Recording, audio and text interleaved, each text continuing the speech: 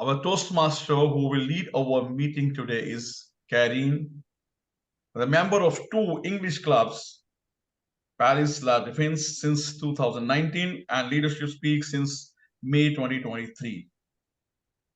Her objective is to be a great communicator through worldwide. She had been practicing Indian dancing, Bollywood, Bhangra, Navaratri, etc. Please help me welcome Toastmaster of the Day, Toastmaster Carine. Over to you, Toastmaster Carine. Thank you very much, Paramjit.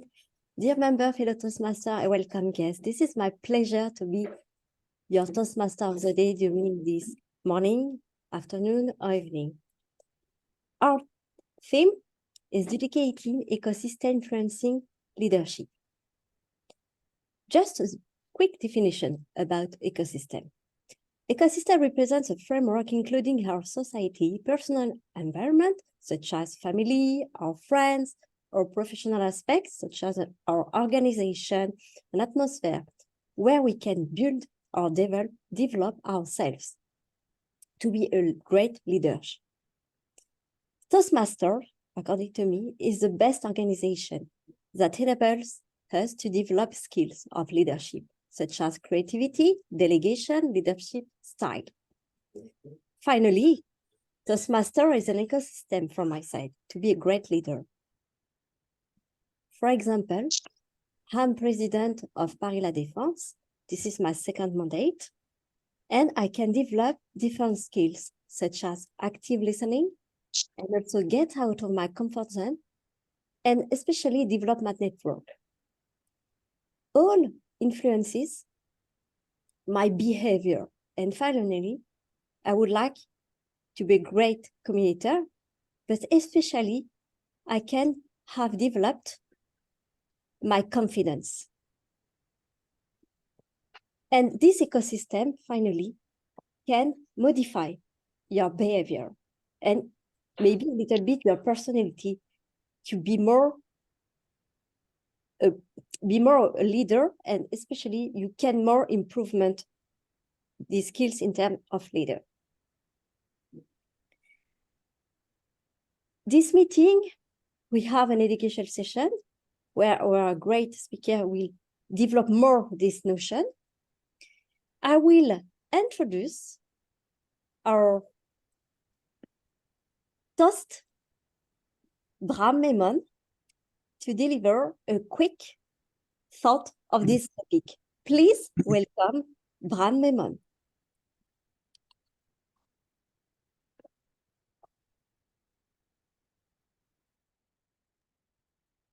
Thank you, Madam Toastmaster. Ladies and gentlemen, let us raise a toast to the profound theme today that we have of ecosystems influencing leadership. In a world of leadership development, we recognize that true mastery extends beyond personal growth. It encompasses profound impact that we have around the world around us. Now, in the realm of self-directed leaders, as we are in Leadership Speak, we understand that leaders are not isolated into a tiny little corner, or they are not individuated individuals. But self-directed leaders means that we are an integral part of a larger ecosystem.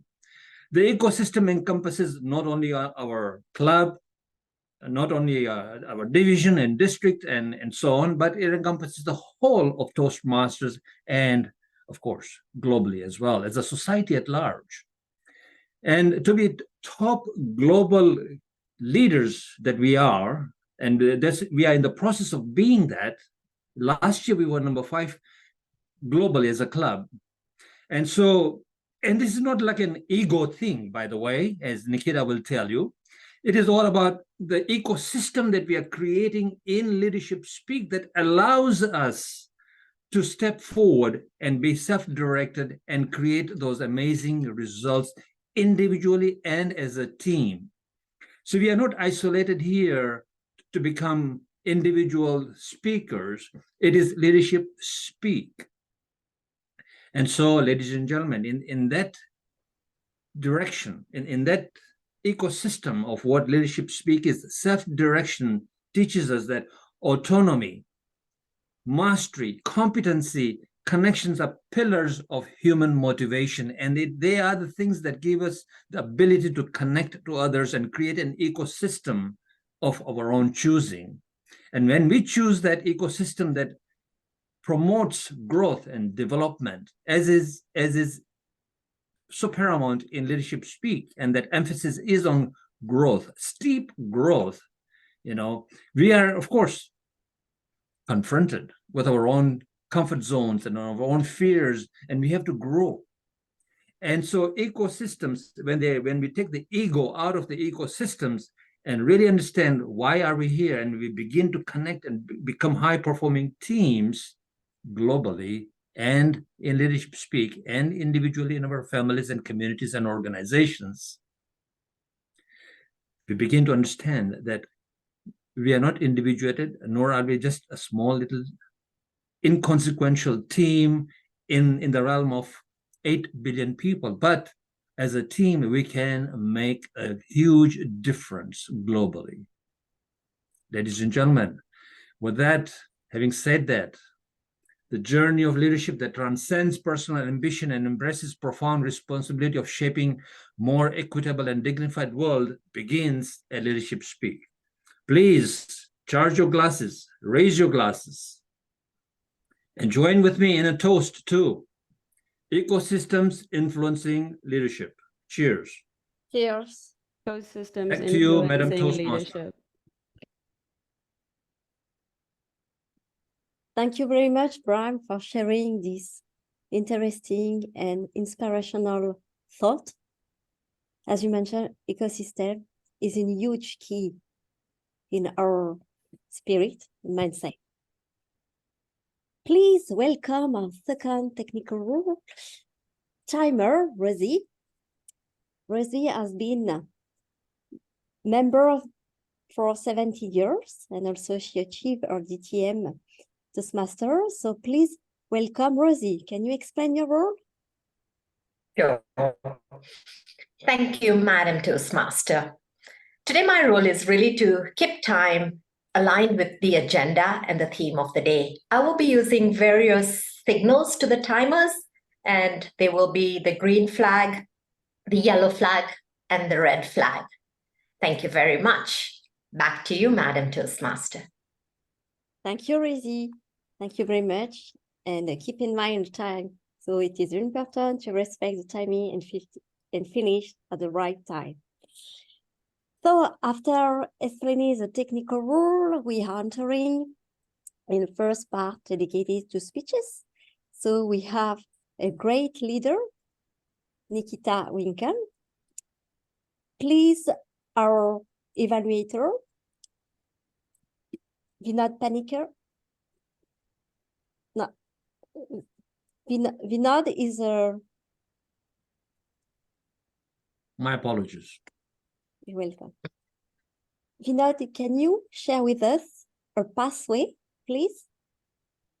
Yeah, Toastmaster Nikhita is pursuing presentation mastery path, and she would be delivering a 20 minutes keynote style speech. Her project would be level 2, project 1, but she would be elongated it and doing it for 20 minutes. And she told me to focus on her nervous energy because she is doing this for the first time. All the very best, Toastmaster Nikhita. Thank you very much, Vinod. So our first leadership speaker, Nikhita Winkler, she is one of our founding members at Leadership Speak. She's a Toastmaster since 2019. She's also this year World Championship of Public Speaking semifinalist. Her profession involves teaching. She teaches dance and English to individuals as young as less than a year old up to adults.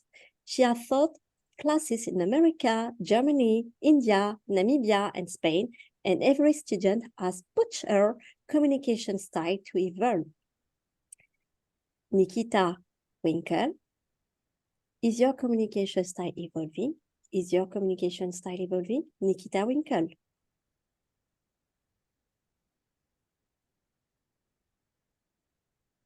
As you have heard, just making sure, you can hear me well? Yes. Perfect, thank you. All right, so as you have heard, I am a dance and English teacher, and today I will be sharing a perspective that comes from my experience as a teacher, which I believe is a universal dynamic because everyone is a student and a teacher. We are all students and teachers of each other. Now, teaching requires effective communication skills, especially because a teacher never has the same type of student. Teachers teach diverse classrooms. Students are unique in their motivations, their learning abilities, and their personalities, just like everyone else. So one style of teaching can never be effective, especially if the teacher's role is to foster a learning environment and to develop to facilitate with personal development. So to do that with all your students in a diverse classroom, you need to adapt your communication style. My best teachers on communication have been my students. They provide me with direct feedback, whether my communication is effective or not. So, if communication is effective, you get desired results. If communication is ineffective, you get undesired results. So just to clarify with you what communication is and why evolving your communication style is important. Communication is how we are able to coexist. It is a two-way process to be able to mutually understand each other, to interact in our world, and to send messages. Sometimes those messages are intentional, sometimes they are unintentional. And why? Why is this important? Because we do not live in an isolated world. We live in an entire ecosystem that influences us and that gets influenced by us. And this ecosystem refers to all the living and non-living organisms within our space, which we interact with on a daily basis. All right. Our ecosystems, when they evolve, so too must our communication styles for us to be able to remain effective. This is why it becomes important, one, to understand your own communication style, two, to become aware of the communication styles around you, the diversity, and three, to become aware of your own ability to be able to discern how this feedback that you're getting can help you to adapt your style for you to be more effective. Sometimes adapting our communication style looks like this video, which I'm about to share with you, between a mother-in-law and a daughter-in-law.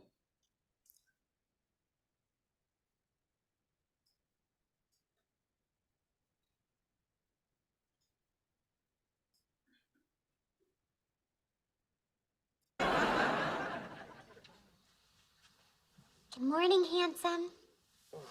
Morning, Mom. It's me. Yes, it is, and you're so pretty in the morning. Your mom and I made you breakfast. Oh, wow. So you guys are getting along? Yeah, I guess. We're very different people, Howard, so communication's a little tricky. Does he like the pancakes? He didn't try them yet! Is there any butter? It's butter-flavored syrup. So, what's the word? He wants butter!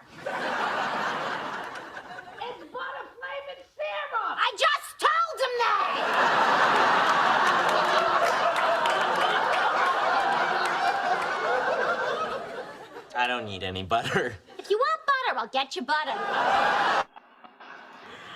All right. This video reminds me, and perhaps you didn't understand it the first time around. I think I had to watch it 1 or 2 times to be able to understand what was happening. I know the captions are also not perfect.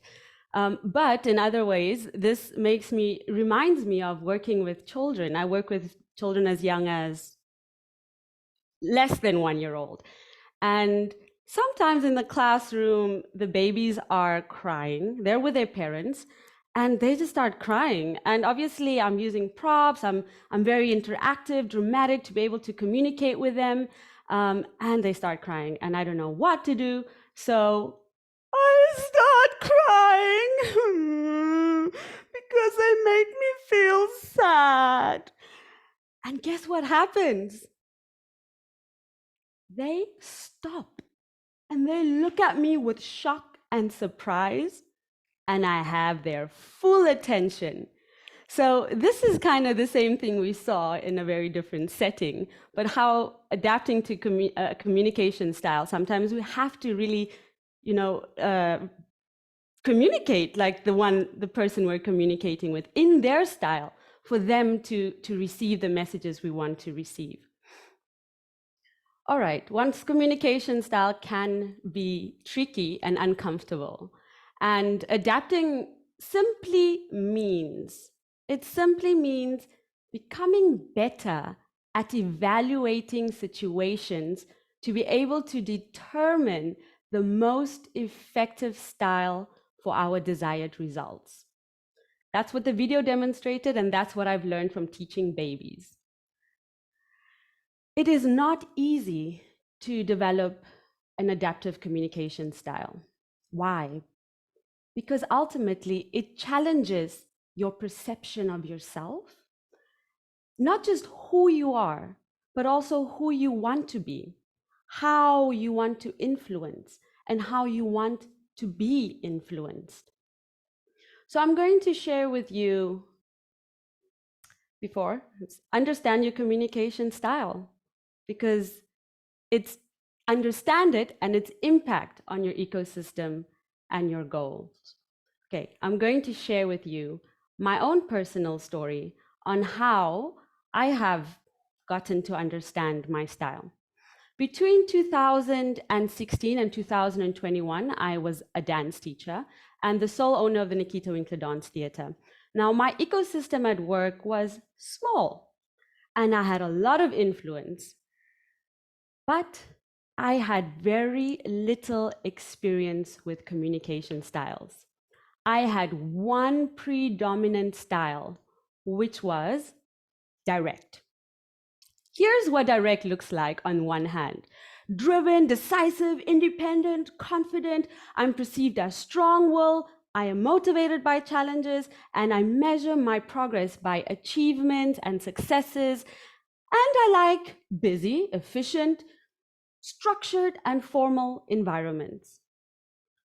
On the other hand, I am demanding, sometimes impatient, strict, military, and depending on others makes me feel frustrated. Overall, my concern used to be more about results than relationships. So during those years at my dance school, this communication style was helpful to have everything under control, to bring the room to order, to discipline my students, and to clearly communicate my expectations with my team of teachers, and of course, to achieve the goals that I had then. But it also had a negative impact on my ecosystems, mainly on relationships. Collaborations with artists, I made people feel intimidated. Sometimes people are reluctant to express their ideas in front of me. I created fear, and I created limitations for myself and my ability and confidence to be able to work with diverse groups. Now, I teach from babies to adults, but during those years, I struggled to teach children younger than 8 years old. I prefer to teach the older students because of this style. So since we are shaped by our environment and we shape our environments, my direct communication style is a reflection of how my environment shaped me. First of all, I was taught by direct teachers, and it worked for me. It might not have worked for other students, but it worked for me. I also learned to be direct because of my need to survive and to achieve my goals in an environment that was tough. And I did that on my own. So I needed a more direct style of communication. Why? Because I was and probably still am afraid of chaos and losing control. And so I will do anything to keep everything under control. So after looking at the positives and the negative aspects of my communication style, understanding its roots, where it comes from, and also after assessing my future goals and the way I want to influence my ecosystem, I knew that I had to evolve.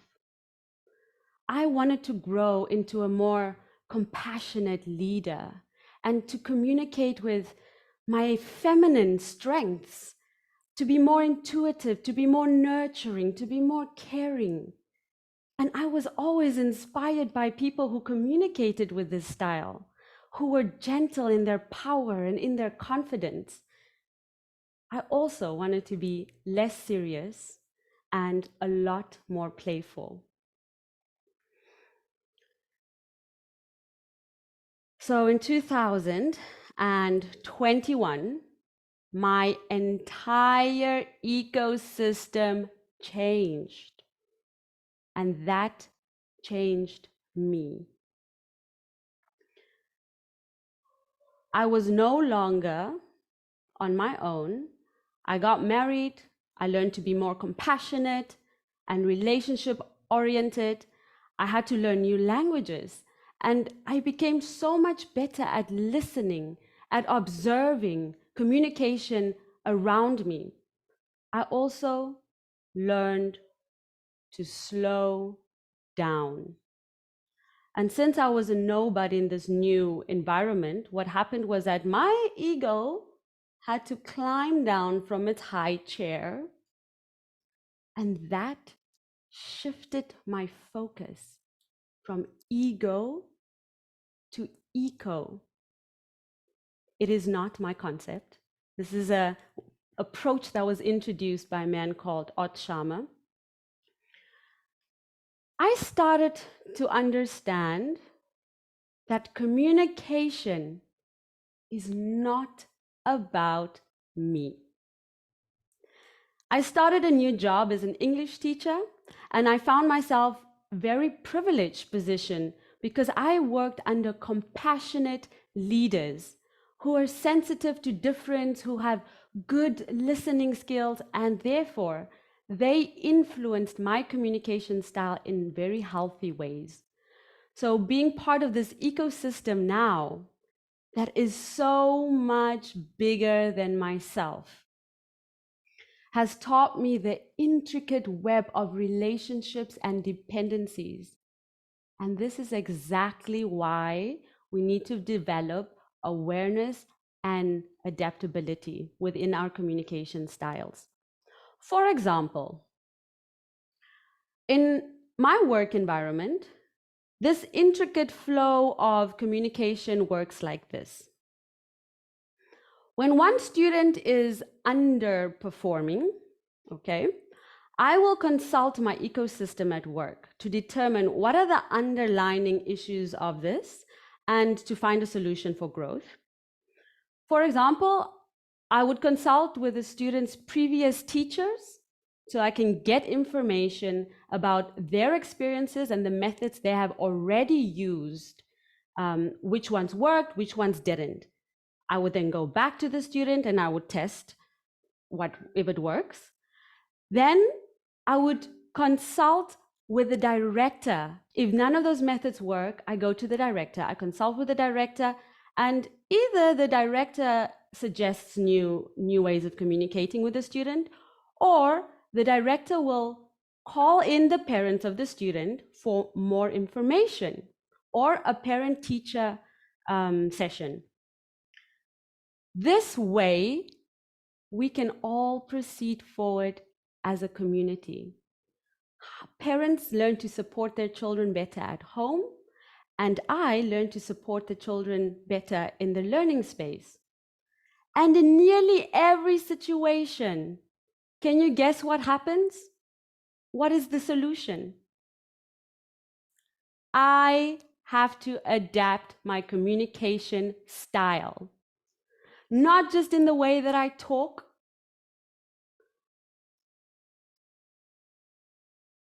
but in my presence, and the way my presence makes a student feel, the way the entire class makes the students feel, because I have influence.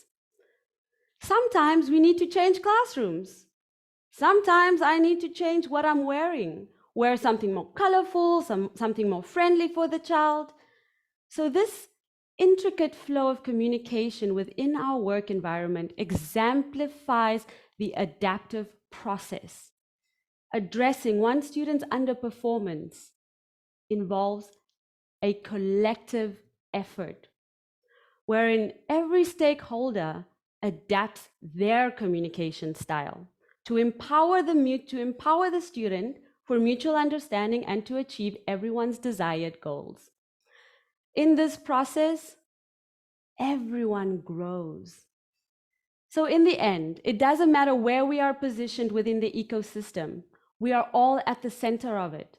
We are all responsible for how we influence each other and how we get influence. And in essence, everything lies within our communication, and prompting introspective questions about our communication styles. And those questions should align with our aspirations. So today I'm going to leave you with a few questions. What does your communication style reflect about your life? If you want to take down these questions, I highly recommend that, so you can take time to reflect on them. While this question provides you with information about why you communicate the way you do. The next question, does your communication style still serve you? And in which ways does it not serve you? To answer this question, we all need to develop observation and listening, deep observation and listening skills, so that we're continuously evaluating the effectiveness of our communication style by the interactions we're having. What are your aspirations for growth? Because if we know what we seek, here's the key. What you seek is seeking you. I needed compassionate leadership. That's exactly what I got. And last, but not least, is it time to evolve your communication style? I think the answer should be yes. Because change is the only constant. Now the question is, what needs to change in your life for your communication style to evolve? And how can you challenge yourself to adapt a new communication style? Or just to adapt, to become more adaptable? For this, awareness is key to answer all these questions. Awareness is key.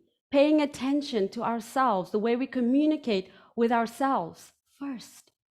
Paying attention to our interactions with the world, because that is how we receive immediate feedback. And changing our styles can change our life, or vice versa. Finally, it's not about you. It's not about you. I've learned to shift from my ego to the eco. I have a challenge for you, to leave you with a challenge. I would like to leave you with this challenge. If you are someone who communicates from mind, I challenge you to shift your communication and try speaking with your heart. I also challenge you to try listening with your body. To be able to do that, we have to move into our body. We have to move into our heart to become honest with ourselves as well. This is the only way to holistically assess the communication within a diverse ecosystem. Thank you.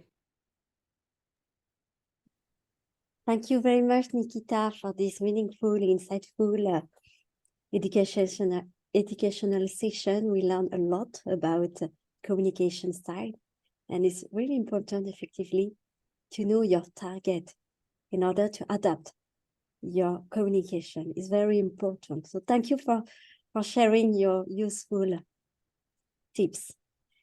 Let's move on. Our first speaker, Françoise, I will let our first evaluator. Please welcome our first evaluator, Lydia, to talk about our pathway. Please welcome Lydia Norman. Good morning, fellow Toastmasters, and thank you, Toastmaster of the Day. It's my pleasure to evaluate Francois. She is working on Presentation Mastery Level 4.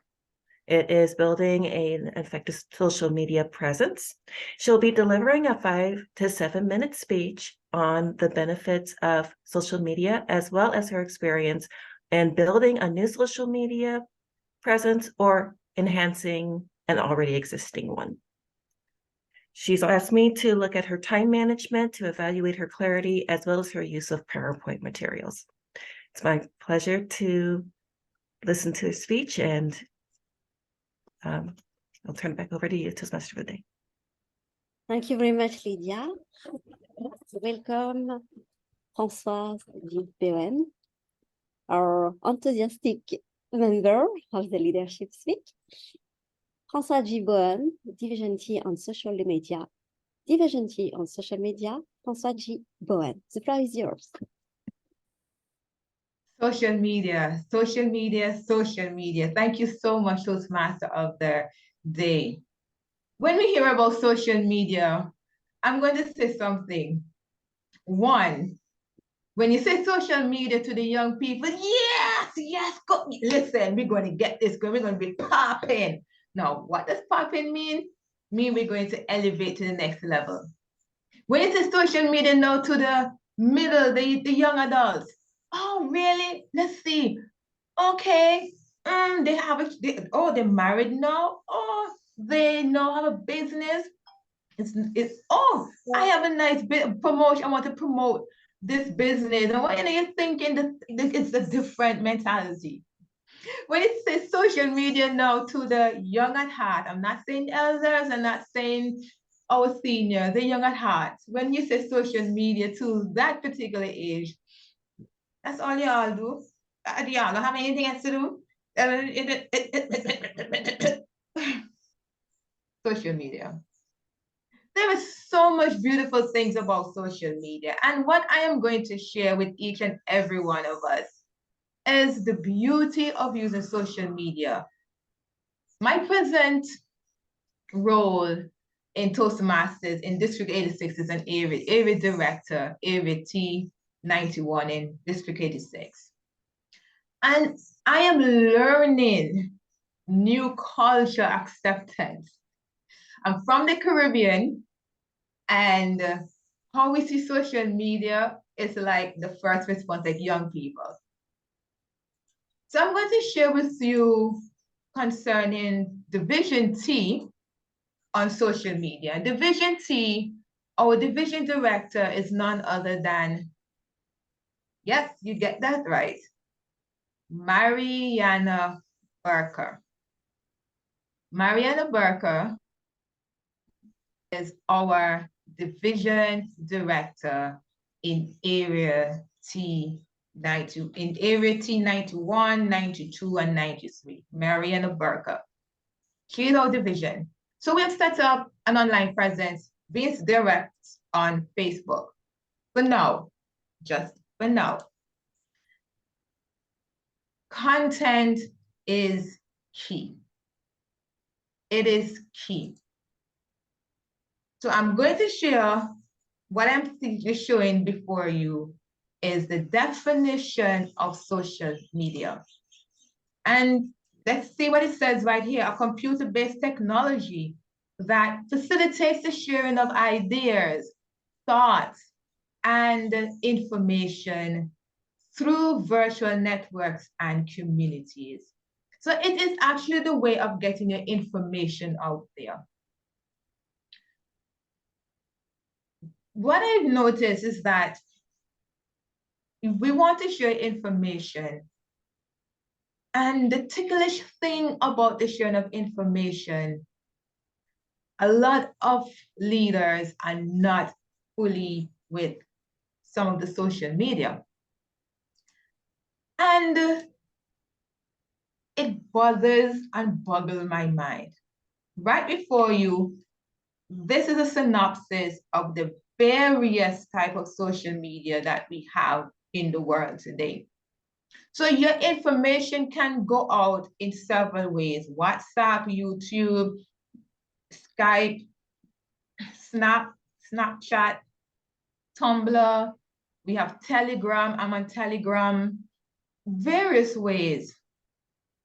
WhatsApp is the key way of getting the information quicker as well. The challenge that I do have is that a majority of persons in the new culture that I'm in do not use WhatsApp. So it has been a major struggle for me in how can I reach out information quickly. Preference that is preferred is email. I gotta respect that. So information is sent out a lot via emails. Obviously, there's some information that I honestly think can be shared on WhatsApp because you want the response quicker, but it's a new culture, learning, respecting, and understanding at the same time. So Division T, we're challenging ourselves to a growth up in the use of ourselves on Facebook. So this is our page on Facebook. Welcome. And this is a quick video so you can see exactly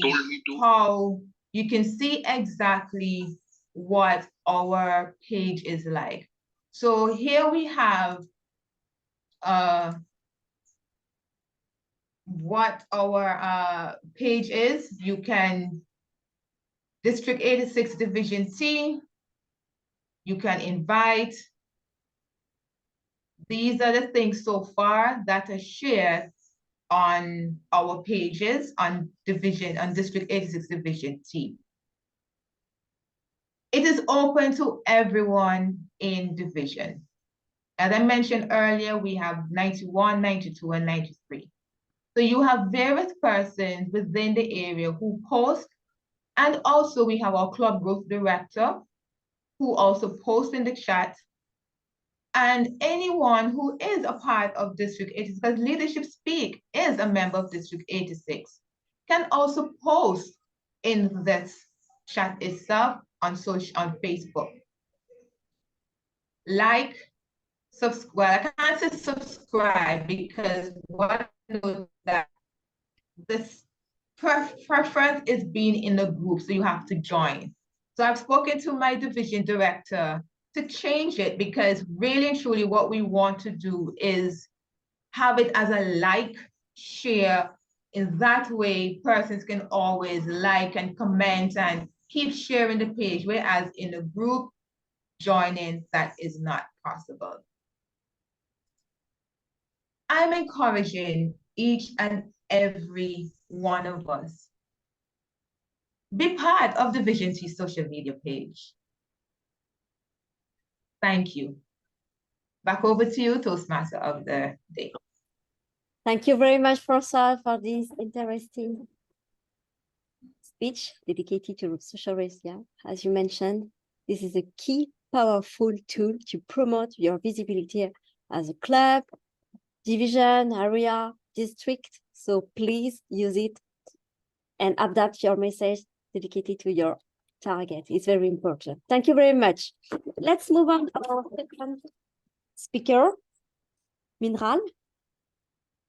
And I will ask our second evaluator, Françoise, thank you for accepting this role to talk about his pathway. Françoise, can you share with us his pathway?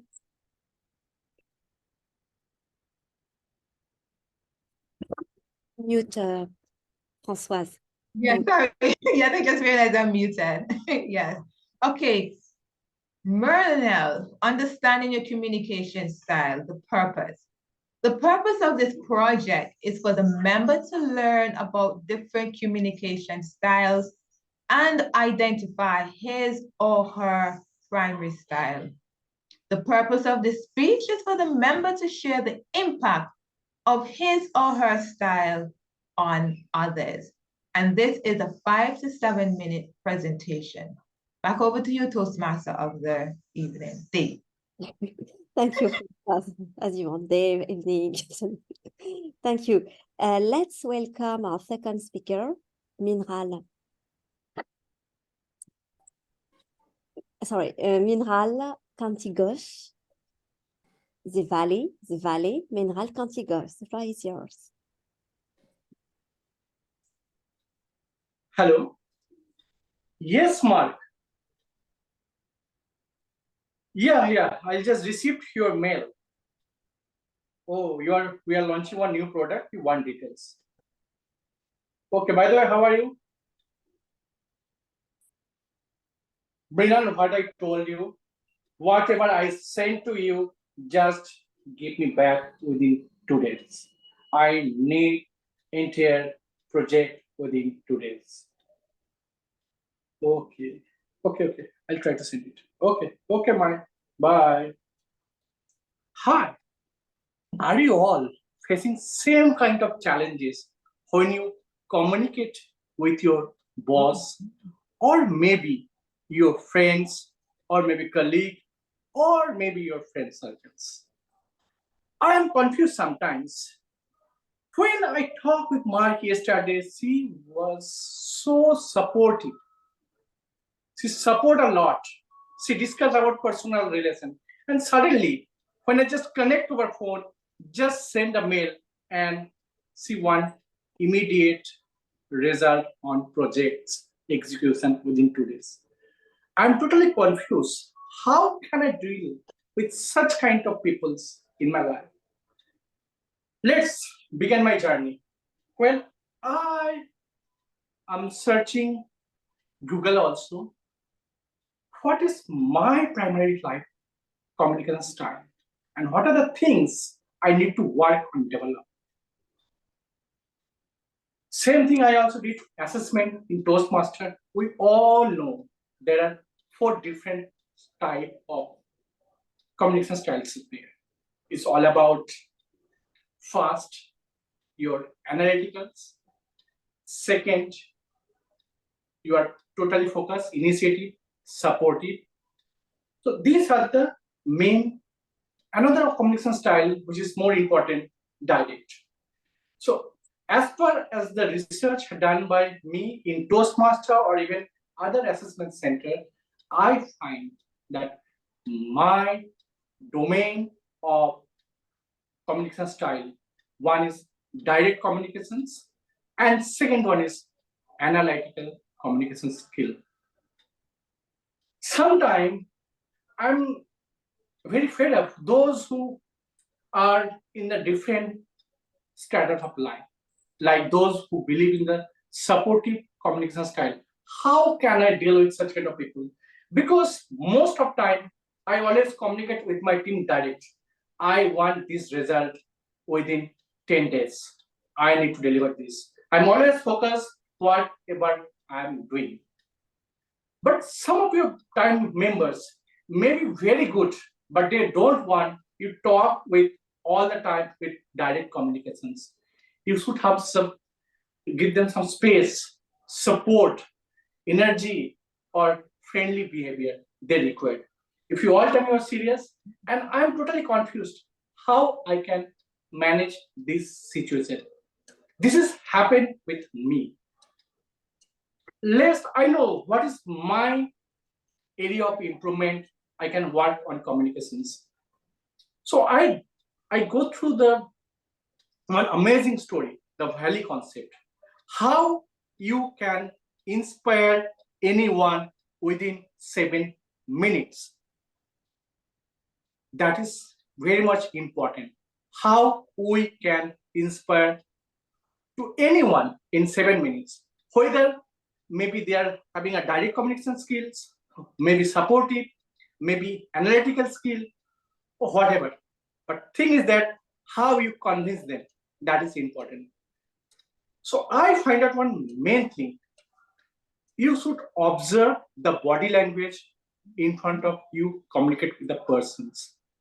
That is very much important. If you know that, you can do wonders. It's all about you should know the body language in front of you. And accordingly, you should customize your talk. First and foremost, important for me to becoming an amazing communicator in your domain, or master, or maybe legendary, you may say. One thing is important. First thing is self-awareness. What you want to achieve with that deal. That is important. And then connect with your soul from here, not here. Try to connect with this front persons and see the miracle what happens. And another thing is very much important, how you can connect with the audience. It is only possible. You don't share what is your happen in meeting also, in negotiation skill also happen. Not share your own story. Try to hear the audience story. Who is sitting in front of you? Try to focus on that parameters, what they want to achieve. And you talk, customize it, and see the result. This is amazing technology used by most of the leaders in the world nowadays. I'm talking about the top management. So negotiation skill is very much important that you need to implement that. I know that we all know that all type of communications is required, but as per situations. Suppose I'll just give my example of one of my teammates. He is amazing on data analytical part, very sincere, full energy, but sometimes he's demotivated. So what communication style should I treat with that particular person?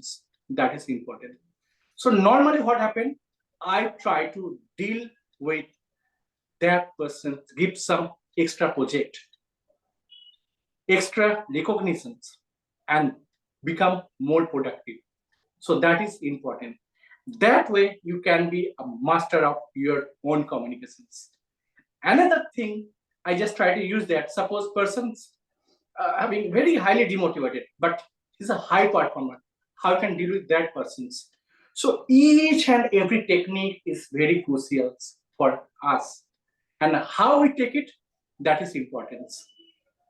So ladies and gentlemen, one thing I just want to communicate with you. If you want to becoming a master of your communication style, you should know each and every style very in-depthly. And you place it according to the situation. So it's all about situation, which situation is favorable for you. And for that, self-awareness, emotional intelligence, understand the body language of the other persons, and how you can connect with that particular persons is important. If you follow this methodology, you becoming a legendary communicator in your own domain. What do you think? Thank you, Mrinal, for sharing all useful tips to be a great communicator. And we see we are very engaged to share all this interesting things. Thank you. Let's move on with our third speaker, Asif. Please, Paramjit Singh, can you share with us his pathway? Toastmaster Asif is delivering his speech from the pathway Innovative Planning, Level 1, Project 4, Evaluation and Feedback. The purpose statements are, the purpose of this project is to practice applying feedback and serve as a speech evaluator during a club meeting. The purpose of this speech is for the member to present a speech and receive feedback from the evaluator. The speech length is 5 to 7 minutes. Over to you, Madam Toastmaster. Thank you very much, Paramjit. Please welcome our third speaker, Mohammed Asif Saiyed. Effective communication bridging the gap between upper management and frontline employees. Effective communication bridging the gap between upper management and frontline employees. Mohammed Asif Said. The floor is Can I add something, ma'am? He has said that this speech is for audience, intended audience is middle-level manager aspiring to get promoted to chief and head level in an organization. Okay, thank you, Paramjit, for adding this information.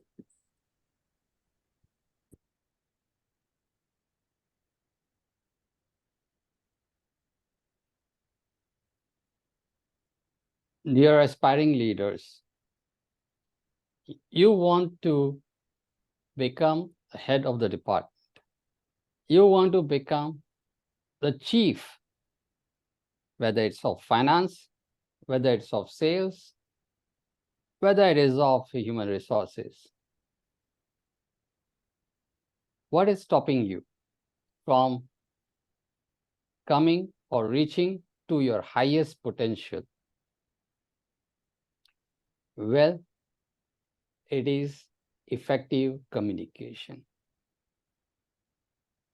And the reason why I am talking about effective communication, because you as middle-level managers have a very unique position in your organization. You are the connector between the strategic vision of the higher level management and the frontline employees.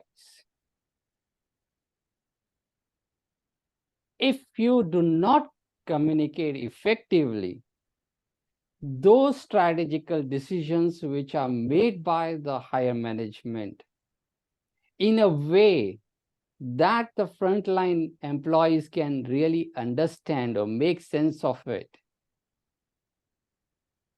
the vision of the organization will never be achieved. That is the reason you are the bridge between the success and the failure of an organization. Why the bridge? Because you connect the top management with the frontline management. Without you, the organization cannot succeed.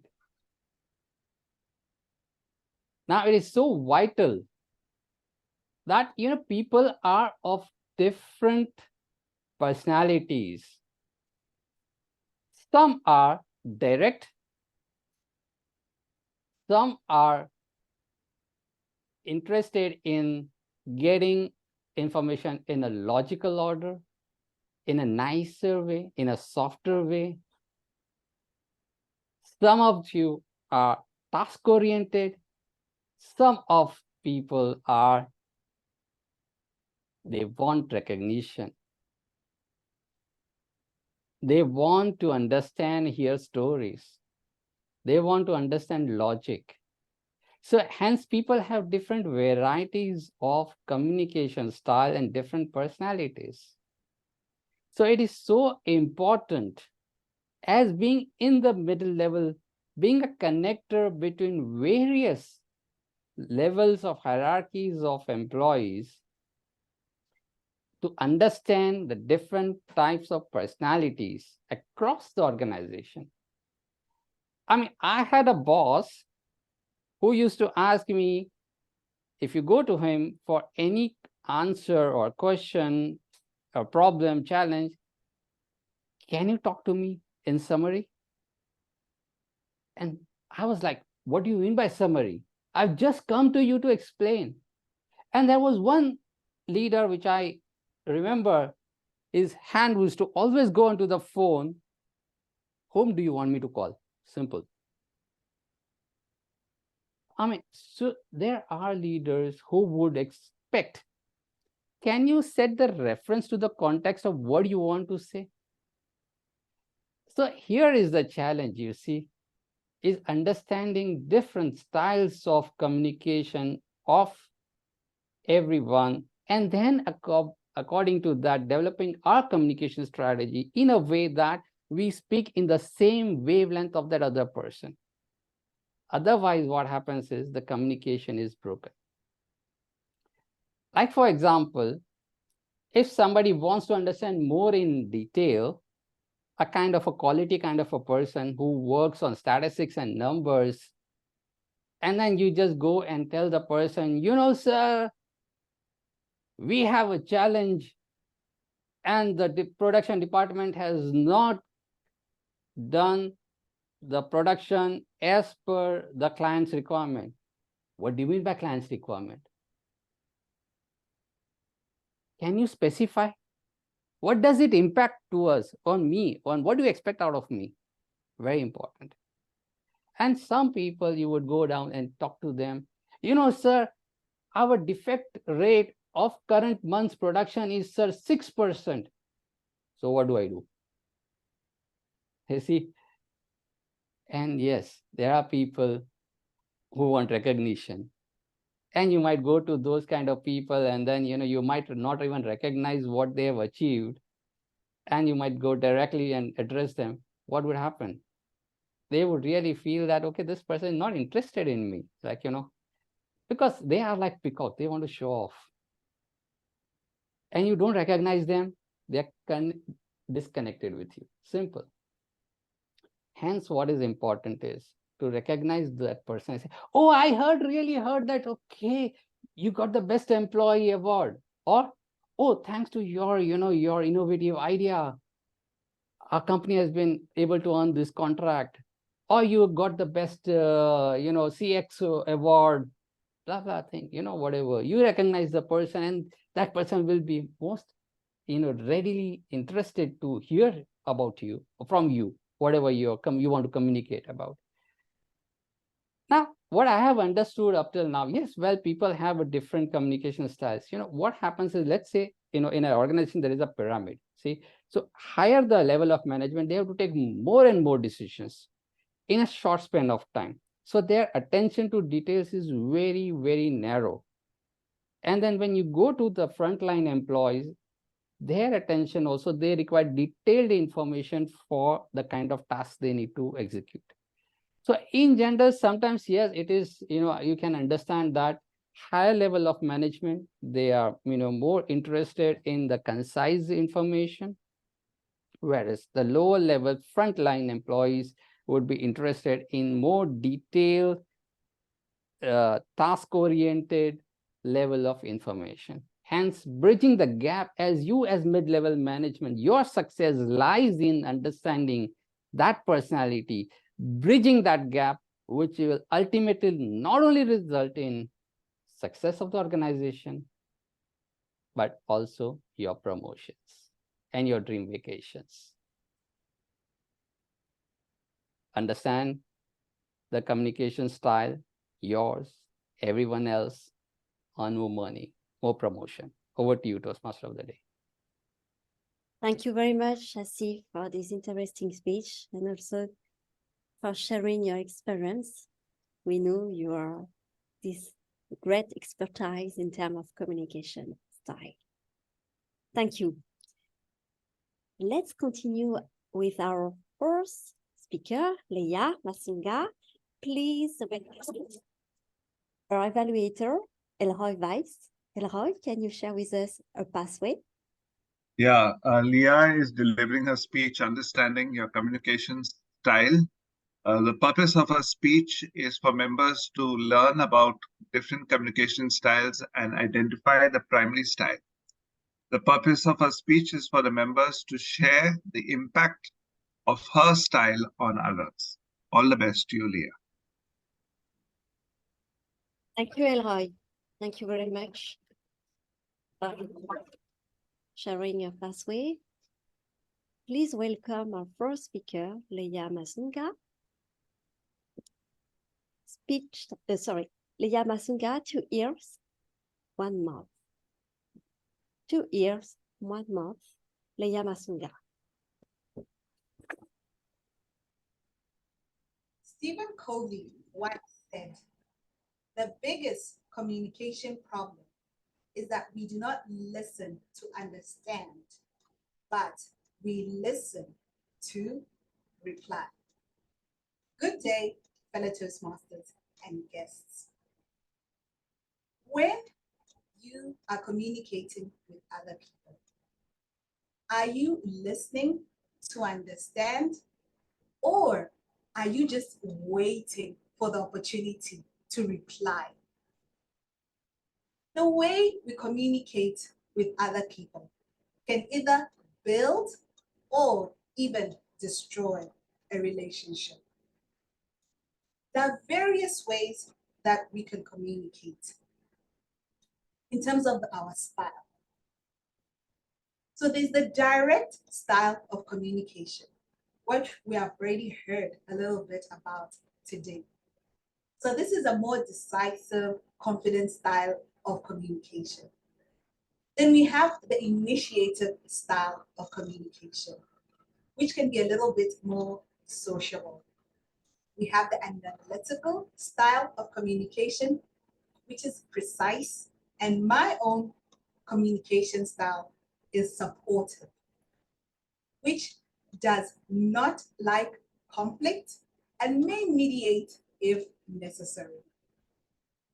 But what happens when two styles of communication collide?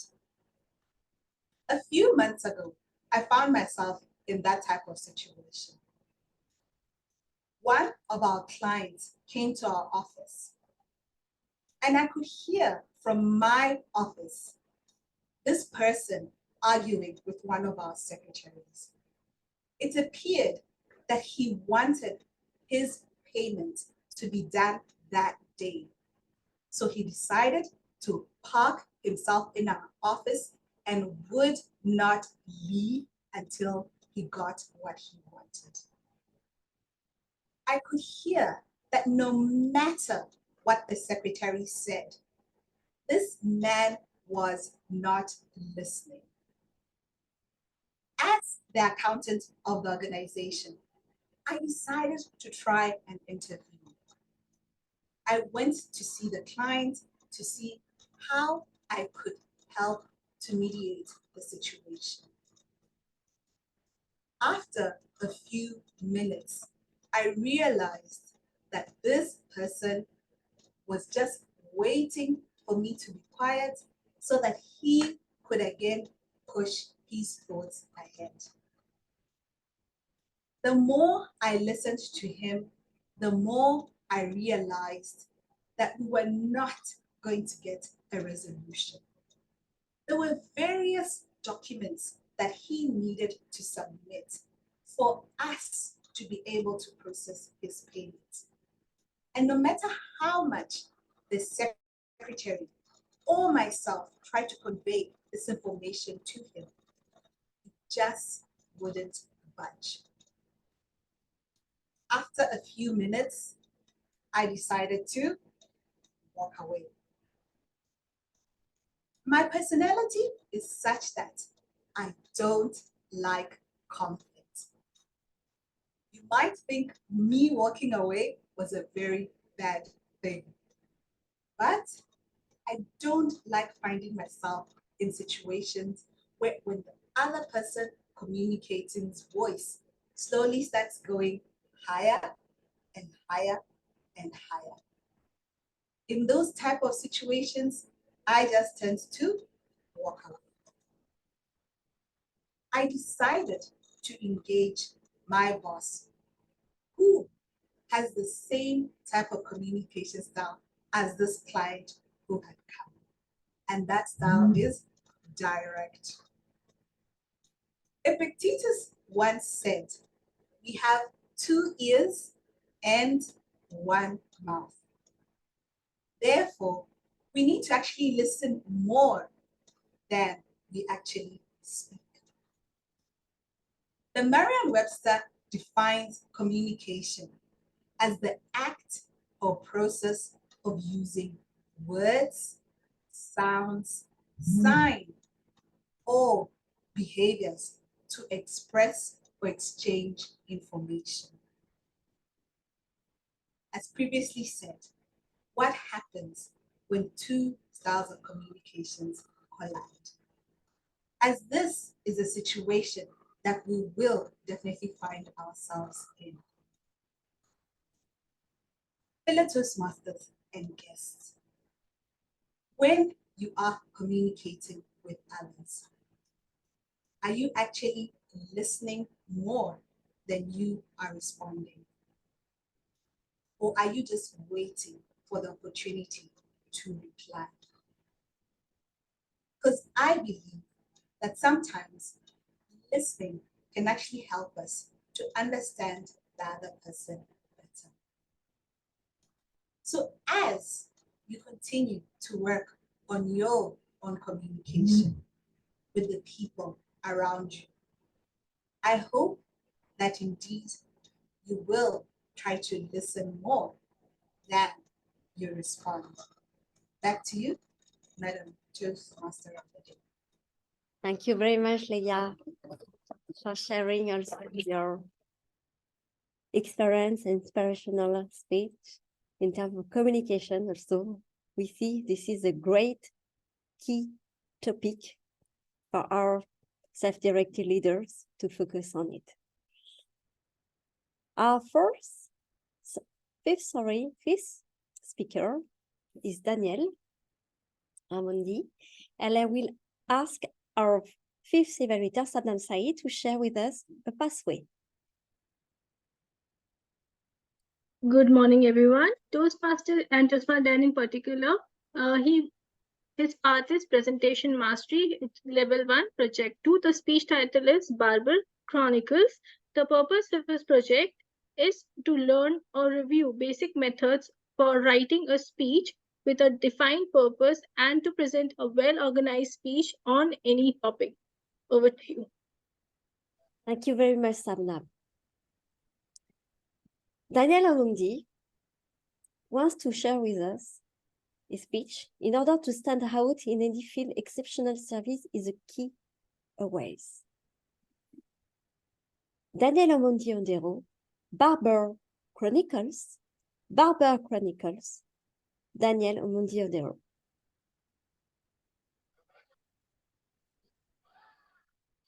It is with great trepidation and a little bit of fear that I went out to the barber with my father because I was too young. Why was I fearful, man? My father was next to me. Because of the barber as a young man, as a child, how do you ask the barber what style you want and your father is standing looking at you? My fear was 2 things. He might snip my ear or he might cut my hair too low. And that would be a bad thing. In the days of watching telesavalas on Kojak, if your hair was too short, when you went to school, it wasn't about the girls, it was about being teased. And in fact, there was a song that he would sing, Kiparangoto, bald head needs to be knocked, bald head needs to be knocked. So woe to you if the barber cut the hair too short, or my dad said, cut it shorter. Fellow Toastmasters, welcome guests, and fellow barber goers. One of the things that is biggest business in Nairobi and around the world is the barbers. The little machine they have, that can put you between being recognized as smart or being laughed at is what they wield in their hands. It's not about the costs. It is not expensive. In fact, it costs you less than $1, a few cents to get your hair cut. And there's so many of them. So the competition is rife. When you walk and see a barber, they almost run and grab you. Come to us. Let's cut your hair. So how do you choose who to go to? And having us be spoiled for choice. The barber is on the losing end because he has to please you to get you. If you're not happy, you can go to another barber. All it takes is says, cutting my hair. Doesn't really matter. In fact, some of the advertisements they put a star on their walls. Ray Parker Jr., his hairstyle. I like it like that. I can do that. Mr. T with his T cut. I like it like that. You'd go there. Then I came across Ben.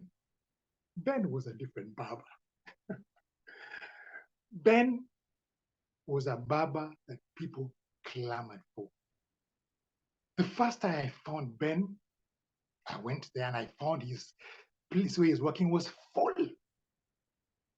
Full because people were clamoring for him. Ben also moved his barber premises 7 times in 7 years. Once every, you lose customers because they can't find you and go to somebody else. His cost was also not the lowest. He would charge not just less than $1, he would charge even $20, but we would go there. What made people go to Ben? I tell you some of the things. Of course, he had some stories. But after having your hair cut, there was then the beautiful lady who would then wash your hair, massage it. Oh, some of us lived for that. We would go there, and our girlfriends, our wives would give us bad eyes. Why at the barber again twice a month? Well, our hairs grow quite well, but twice a month and happily and paying so much. One thing we do. There's a time Ben even moved his premises to a building 15 stories up. 15 stories, and the building had no lift working. There we are, passing all the other barbers there under the trees, cutting the hair, good price, but no, we're going to Ben. We're going to Ben. This obsession with him made me think, what is it that he does that makes us take a common service but want only one person to provide it? The machine doesn't cost much. The barber machine costs you at most $20. So if you're doing that business, whatever you make back your profit so fast, and anyone can do it. So it wasn't the machine, it is the way treated the people. I was asked many times, that barber of yours is always moving. You have to call, where are you, Ben, this time? Where are you? But we would track there to his shop, have our haircuts. Think about it. It was the thing that you do, that business of yours, with a lot of competition. What makes you stand out? What gives you the clients clamoring for you? In an article written by a psychologist, he says one of the things that we crave for, human beings crave for recognition, and they will do anything for recognition. So if you can find a way to recognize the clients that come to you, it doesn't matter how difficult you are to get, they will look for you. It doesn't matter how many people are there, they will look for you. This, in essence, is what it takes to be successful in any business. Treat your client with the craving that they are looking for, that they come out, they pass others who are easy to access on the ground floor and climb 15 stories on stairs to come for your service. Ladies and gentlemen, Madam Toastmaster of the Day, this is the essence of successful business enterprise. How do you treat your clients? Madam Toastmaster. Thank you very much, Dan, for your very speech. Very, very fun speech. Thank you.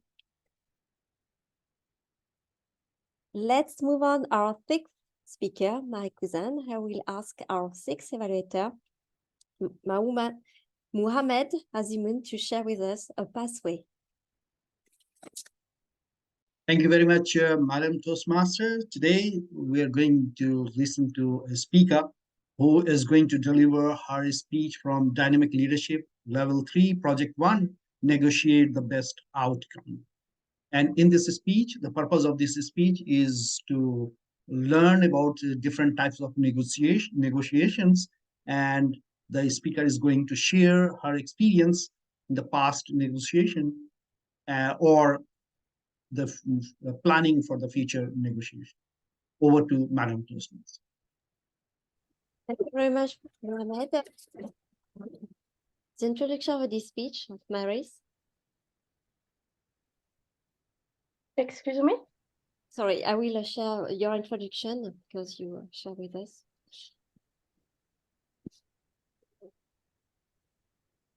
Sorry.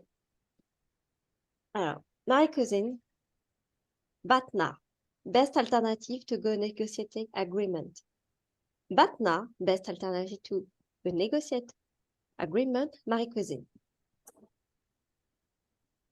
BATNA, best alternative to a negotiated agreement.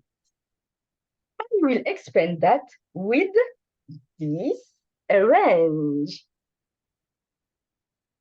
Whether it is the education of children, the purchase of real estate, an appointment with your banker, a visit to a service after sale, a salary increase, or the development of a business, nothing escapes negotiation.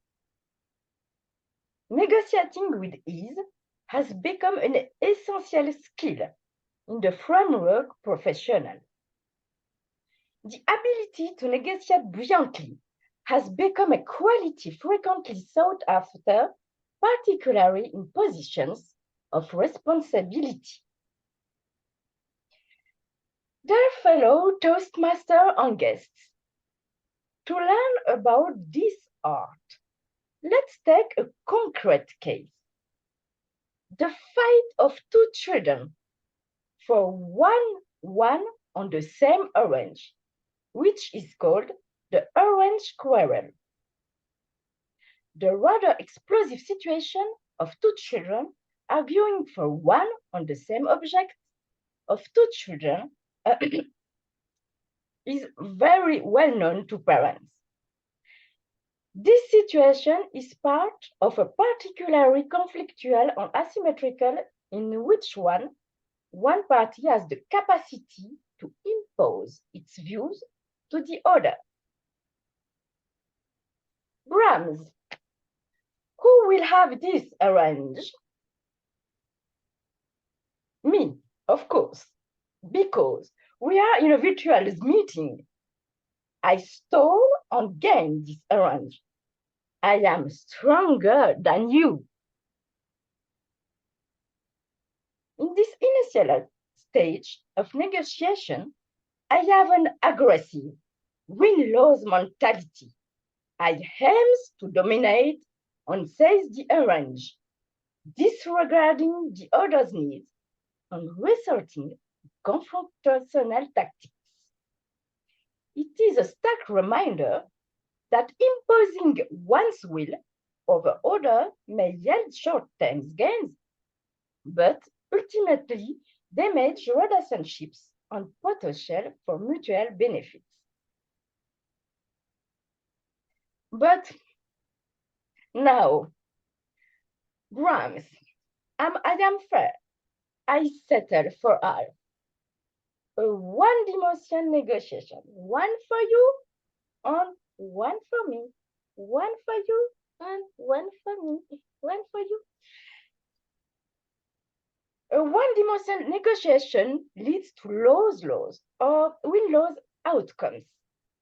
We witness a one-dimensional negotiation dividing the arrange equally in half. While this appears fair, it reflects a suboptimal outcome. Both parties leave the negotiation feeling a sense of loss or frustration, revealing that a simplistic approach can lead to unsatisfactory resolutions. Finally, but Brahm, for what would you like this arrange? Oh, you would like for the pills. Ah, okay, in order to cook a delicious cake. Okay. And me, it is just for an orange juice. So, I give you the pills for you, Brahm, and I have my orange juice. That is sharing according to our interests. Finally, we reach a multidimensional win-win renegotiation model. By focusing on each other's interests,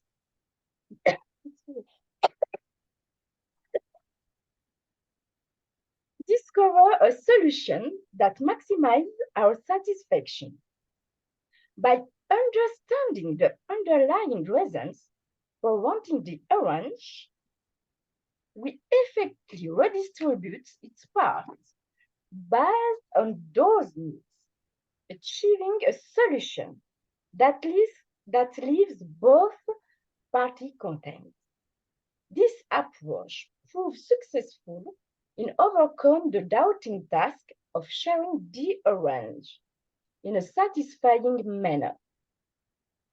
Although we initially faced a conflict and disagree on how to split this orange, we managed to listen to each other, negotiate effectively, and ultimately find an agreement that left both parties satisfied.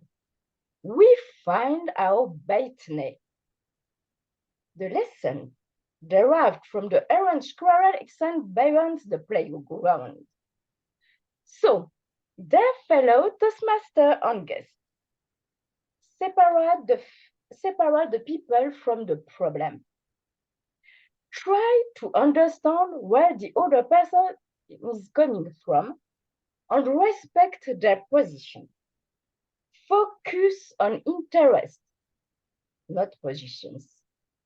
Invent options that both parties gain from. Insist on using objective criteria. So, have you grasped the concept of the orange quarrel? Yes?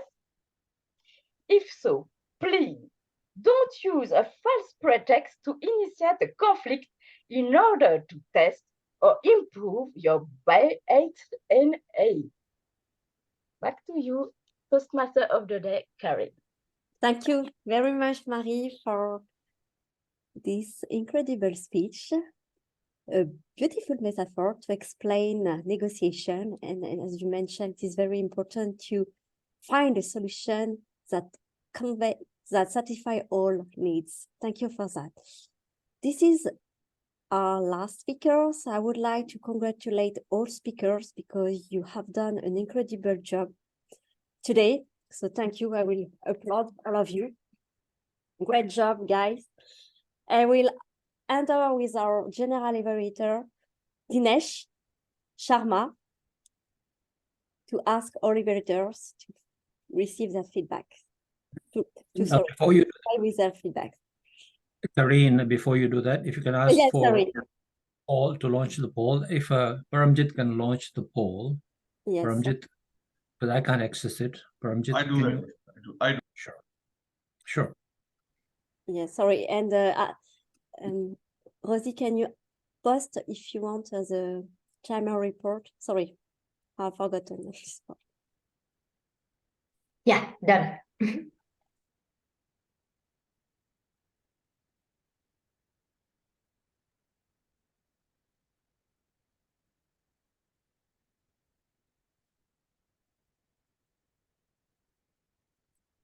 You can carry on. We'll take care of the poll while you carry on. Okay, thank you. So you have 30 seconds to vote for the best speaker today. So I will ask our general evaluator, Dinesh Sharma, to introduce all evaluators to provide with us the feedbacks for speakers. Please welcome Dinesh. Thank you, Madam Toastmasters, fellow Toastmasters, and welcome guests. What an amazing session so far today, hearing 6 different speeches. So it's the time of the meeting now when we have to evaluate and give the feedback to the speakers for their speeches. Starting off with the first, I'm going to invite our first evaluator, Clemens, to evaluate Brahm Memone for the toast of the day. Clemens, over to you.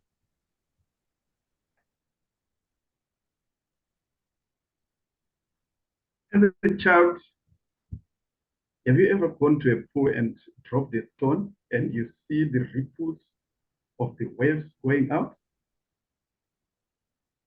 This is exactly what Brahm did today, expounding in that toast, raising the toast, expounding the message about the ecosystems influencing leadership. I evaluated him on 3 parts. The first part that I looked at was context. And Brahm did so effectively in bringing out the context of his message, starting with the individual. He spoke about the individual, the Toastmasters, and then went on to speak about the influence globally. For example, he said self-directed leaders form an integral part of a large ecosystem in Toastmasters and globally. That was well effectively done. And the context was very well related to what we are talking about today. The second part that Brahm did so effectively and bringing out that ripple effect was the language. I liked the language. He was very direct. He spoke the language of leadership. I heard the words like ecosystem, growth, self-directed. And he said, we have to grow, keep growth. For example, I liked when he said, as a team, we can make use of this globally. We can make a difference globally. And that I felt that language was really touching to us because I felt that he was really speaking to me as a leader in this audience. However, there were 2 things that I would say I would recommend that he could improve on. Firstly, I felt that the tone was calm and composed, which was good. I felt that there could have been a little bit of a higher tone of vocal variety, especially at the end, by trying to raise that voice at the end and being more emphatic. Like when you said, as a team, we can make a huge difference globally. You could say, as a team, we can make a huge difference globally. And then we could also see that, we should be able to see that in your facial expression and putting a lighter tone into the toast by smiling and bringing that moment up and making everyone happy. Otherwise, well done. Context, very good. Language, very good. You could work on the tone and especially your expression and putting a lighter tone into your speech. Well done, Brahm. Thank you. Thank you, Clemens, for the very constructive feedback that you gave it to Brahm. My 2 cents is first for you, Clemens, that yes, you captured it pretty well, saying how Brahm did the entire toast, individual wise and then global wise. He ran through a speech kind of a stuff to where he covered every part of it. Good job. And you said it very well. Yeah, if he was smiling a little bit more, but we have to give a credit to Brahm for that. He's not keeping well. Okay, he's not keeping well. In spite of that, I want to congratulate you. I want to, more than the congratulate, I want to appreciate you, Brahm, for stepping up, saying that at 8 o'clock this morning, we heard that the Barbara can't do it.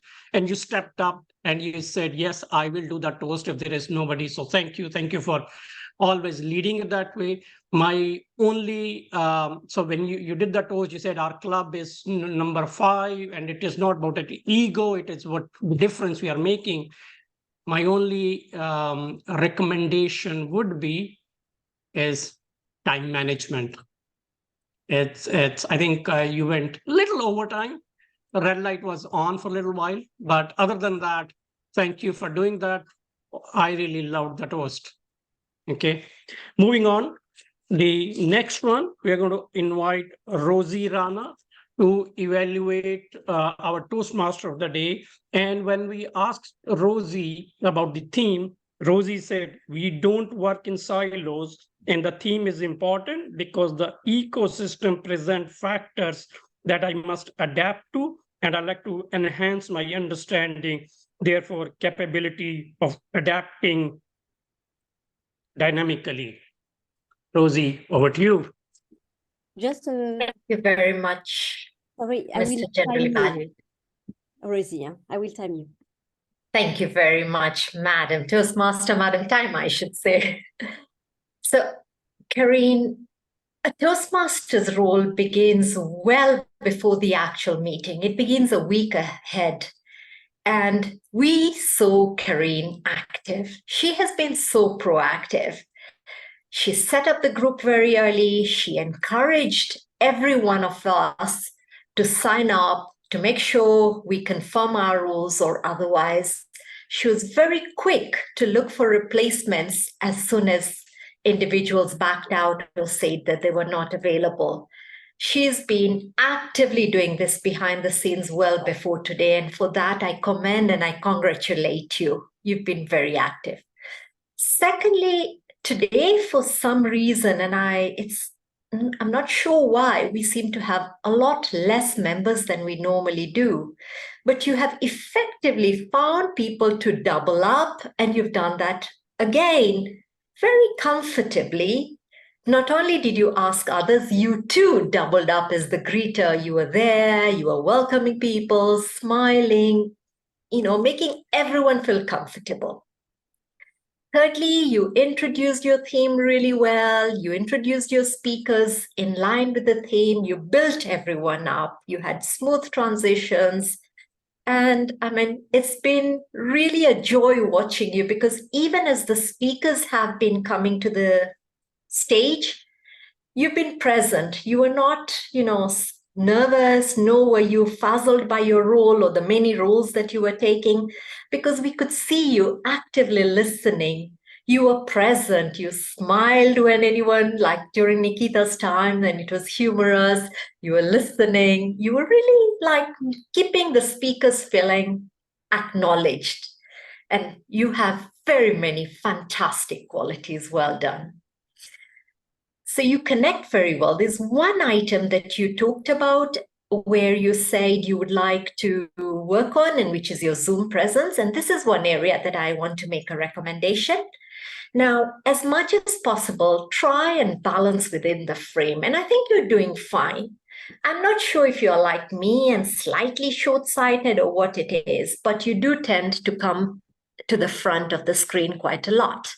And I know I sometimes have a tendency, because I'm trying to read something, it could be the chat or something. And when you do that, I think you can see what's happening to me. The space between the top side and my head is getting covered, and I'm losing that part. So that's one area I recommend. Try and be more careful, just so that you're always balanced within the frame. The second thing, again, is about stage presence. As much as possible, even when another speaker is speaking, because you are the Toastmaster of the day, often the attention is on you, and I had my attention on you. Avoid having like your hand there or on your face like that. Just, stay there, firm, confident, yeah? That said, and that's about stage presence, which you wanted me to look out for. I think you connected extremely well. You transitioned very well. You had a phenomenal theme, which you introduced extremely well. You built your speakers and you stole the show. Very well done. I enjoyed you led the meeting with aplomb, and I thoroughly have enjoyed it this far. Thank you so much. And back to you, Mr. General Evaluator. Thank you, Rosie, for a very constructive feedback. I don't have anything to add to, but I want to say a few things for both you and Carine. One is when I came and I saw you partnering up with Carine, welcoming everybody, engaging in conversation. From that, I think what's happening. But then, this is what the leadership is. When you know that there is a Toastmaster who's doing it for the first day, you don't anybody to tell you that this is what you should do it. You back them up, and you did that beautifully. So thank you for always inspiring us. And to Carine, I'm going to say the same thing to you. Is first time doing the role, and I'm going to say this respectfully, that yes, English might be a second language, but the way you beautifully done the role, Rosie said this also, you took up the role, you've been very quick on WhatsApp, you've been replacing the role, you've been changing the things, and even this morning when Barbara did that too, you immediately reached out. When I said Francois is not that group, you added that. I had to say you were on fire, everything. So good job. Carine, good job. Thank you, Rosie, for being there, for supporting. Okay, moving on. Our second evaluator is Vinod. Vinod is going to evaluate Nikhita's leadership speak. And when we asked Vinod about his intro, he says about the theme, he said, the theme today, it speaks about a system where the leadership will thrive. So over to you, Vinod. Thank you very much, General Evaluator. Toastmaster Nikhita, from ego to eco. And is your ecosystem supporting, and is your communication evolving? That is the question that you asked to the audience today. Now, being a keynote speech generally means that it would be a highlight of any meeting, or an introductory speech, or a speech during the break. But wherever a keynote speech will be placed, it will add value. So my point to evolve would revolve around that. So let us jump into what was effective. Your screen presence. You look like a professional on the screen, maybe because you are a dancer and you love the screen, and your last year's practice for World Championship. I just loved you on the screen. It shows that you are in command. The second thing that I liked is your pronunciation, your enunciation, and the pace at which you were speaking, because you knew this is a global audience. You have a natural style which is much faster, but you are very careful to be very slow, and you paced your speech. And the third thing that I liked about you is when you were crying with that small kid in your dance class. Right? It really brings out the real Nikhita. We can see that you love to do that. And I felt these were some moments that took my attention. Now, being a member from the beginning, I will directly go to the point to evolve. Okay. When I take my kid to the play area, my kid jumps into the ball area and takes the ball and starts throwing when the kids start throwing. So I felt your messages were coming like that. It were coming too fast. So my first and the only point of suggestion would be on structure. Less is more in a keynote, right? Focus on a few things that matters. And then came the body. Now, someone who is considered as a father of public speaking, Bill Go, the first president of National Speaker Association, has a framework where he says, this is where I was, this is what happened, this is what I did, this is where I am now. I would love you to take your entire speech and put it through this. Why? Because this is where I was your direct communication style. I would have loved if you would have started with that. I was a direct communicator. This were the problem that happened. And the problem was your marriage 2021 and the change of ecosystem. And I wanted some characters over there and really want to feel what was the problems that you felt. And then what happened after that? What were the steps that you took? And now how have you changed? Just this simple structure, if you can do, no need of lot of style, not of slides and all this thing. This is where I was. This is what happened. This is what I did. And this is where I am now. So overall, you have an incredible screen presence, effective voice modulation. To evolve, just work on that structure. And I guarantee you, Nikhita, the thing that you are looking for is looking for you. Thank you. And back to you, General Evaluator. Thank you, Vinod, for a very, very insightful presentation and insightful evaluations of Nikhita's speech. Yeah, we all loved it. That was a very, very detailed, insightful presentation from an ego to ecosystem. Okay, and the way you pointed, evolving, what action she took from a direct communicator to, I really loved, Nikhita, some of the stuff that you said, hey, don't speak from the brain, speak from the heart. I made tons of notes, okay, which I am going to implement in my own learning. My only recommendation would be, Nikhita, for you, and this is what I'm going to say, it is what we call it, icing on the cake. You had the cake, so a little bit of an icing on that, and it is purely my thing. You don't have to take it. There's two things that I wrote that I think you should have said. You said we connect with everybody, plants, animals, and everybody. Then you could have added that communication is not only verbal, it is non-verbal also. Communication includes both the things. And adding on to that is also communication is not only what is said, communication is what is understood. To whosoever we are communicating, what do they understand it? Other than that, I loved listening to your speech. I loved listening to you, Vinod, for your evaluation. We know you do a pretty good evaluation. So thank you, both of you. Moving on, our next evaluator is Leya. Leya is going to evaluate Francois. And we asked Leya her intro on the theme. Leya said, leaders must be aware that we are all connected and everything we do affects others outside of ourselves. Good statement, Leya. Over to you. Thank you, General Evaluator. Social media, social media, social media. With that, my speaker, Francois, caught my attention, drew me in, and had me ready, sitting on the seat, ready to hear what she had to say. That was one of the many things that I enjoyed about her speech. Some of the things that I really enjoyed, Francois, was your eye contact, your gestures, your animation. It added so much to your speech and made me want to just sit and listen. Your speech had a very good structure with 3 parts that I noticed. And your use of PowerPoints were very good. You did not have too much information, but you didn't have too little.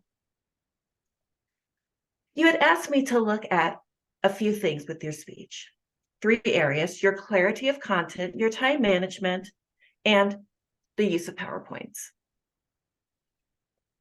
As far as the clarity of content, your speech was supposed to let us know about social media, which you did do that. You showed us a PowerPoint with all of the different types of social media that are available. You took us to the Facebook page and showed us about that. And you also had mentioned about the challenges of trying to figure out which type of social media to use. However, what I would have liked to have seen with the speech is reasons why social media is important to use. As far as your time management, I noticed that it was about 6 minutes before you actually took us to the Facebook page to show us about what the club was doing. And you invited us to post there. However, you didn't really tell us how you enhanced that social media presence and what your experience was in doing that. If I could give one area to improve the speech, I'm somewhat resistant to using social media, and I would have liked to have seen reasons why I, as a person who is resistant, should be motivated to use social media. So all in all, your speech was very good. It was very well organized. Your gestures were great. Your organization was great. Your PowerPoints were great. I would have liked to have seen a little bit more content on how social media was better and how you can motivate me to use social media better. Back to you, General Evaluator. Thank you, Lydia. That was a very interesting feedback and says, how do we encourage people, those who are not using social media, to start using social media? I'm going to use a statement that I heard it many years ago, but I would say social media is here for stay. Many years ago, a couple of years ago, somebody told me, hey, Facebook is fake book. I said, okay. I mean, over a period of time, it has evolved.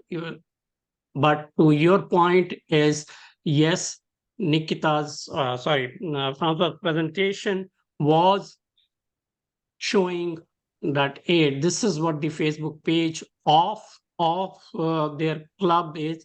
Maybe a few other things that she could have done, that in addition to posting it, how do we do it? There are other social media channels also, LinkedIn, Instagram.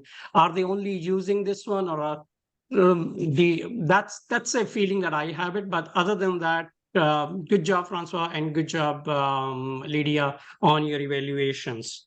Moving on, the next evaluator is Francois herself. And when we ask Francois to evaluate, then she said, when we take self-development seriously, the work becomes flexible and the soft skills becomes more understandable. So over to you, Francois, for evaluating Mrinal, Kanti, Ghosh. Thank you, General Evaluator. Mrinal, what a beautiful speech. You gave so much for us to choose and recognize the importance of our communication style. You excel at proving and providing the different style of communication. Yes, you did. The value to ensure it is used at the right, appropriate time. Sometimes we use our style in the wrong way, and it can rub off the wrong way at the wrong time. So you definitely chase a lot of it. What you may want to work on, and my evaluation for Mrinal, yes, was for all of us, because we all speak, we all communicate. The angle of where the device used, at the location of it, I'm not certain if it was tilted, and actually it was a laptop that maybe the top was tilted, or if it was the cell phone, maybe it wasn't on a high enough base. But when you were speaking, we must remember that we need to speak direct to the audience. and not looking down on the audience. So I kind of felt that. And I'm not certain, it could be how the device was placed, or, as I mentioned earlier, to give examples. To challenge ourselves. We must always remember that learners learn in various ways. There are 4 modes of learning. You have the why, what, how, and what if. Then you have the learning styles, which is called the back system. And we've been using this a lot in Toastmasters through various ways. And what is it? You might be wondering, what is the back system? Seeing, visual learning; hearing, auditory learning; movement, kinesthetic learning in presenting; sharing photos and or videos. In presenting, use vocal variety and body language, body gestures. Audience will remember a word in memory and link it to one of these as they meditate and or speaking somewhere to implement the advice given in the speech. Overall, lovely growth and call to action speech, and you continue being Mrinal. Back over to you, General Evaluator. Thank you, Francois. You touched a very key point in Mrinal's speech today. If I can get Mrinal on the screen for a minute, if I can.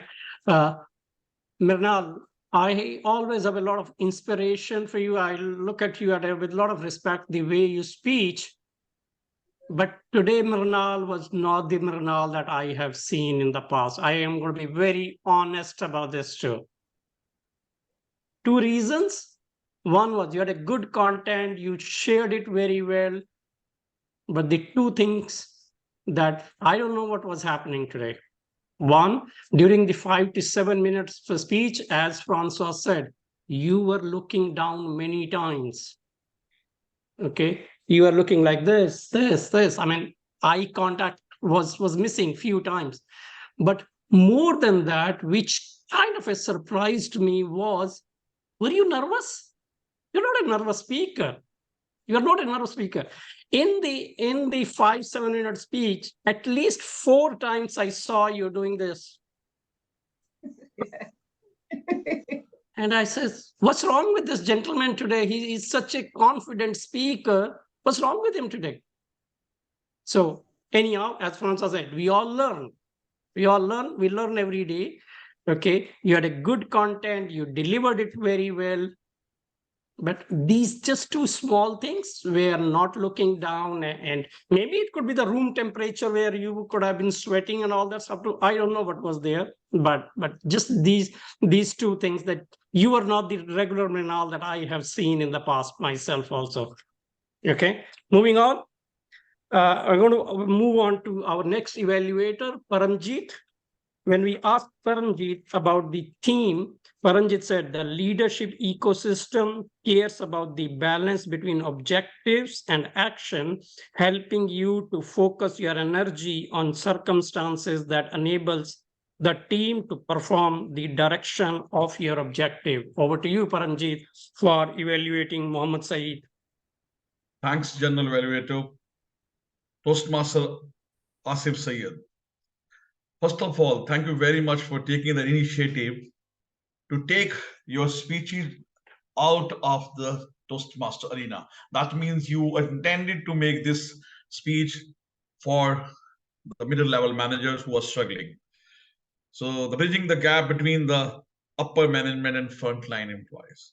This is a speech which touches everybody's pain point of the leadership challenges and how all of us struggle to make a balance between them, how difficult it is to communicate between the upper management and the lower management, between the you are in a sandwich. And it's making a balance is like walking on a rope like a stuntman. And you very rarely mentioned that this is the one which is stopping you from reaching the highest position. That is the communication. And how can we improve upon this? stopping. And you very well inform us about the different communication styles also in between, and how we can inculcate in our communication so that it can be helpful.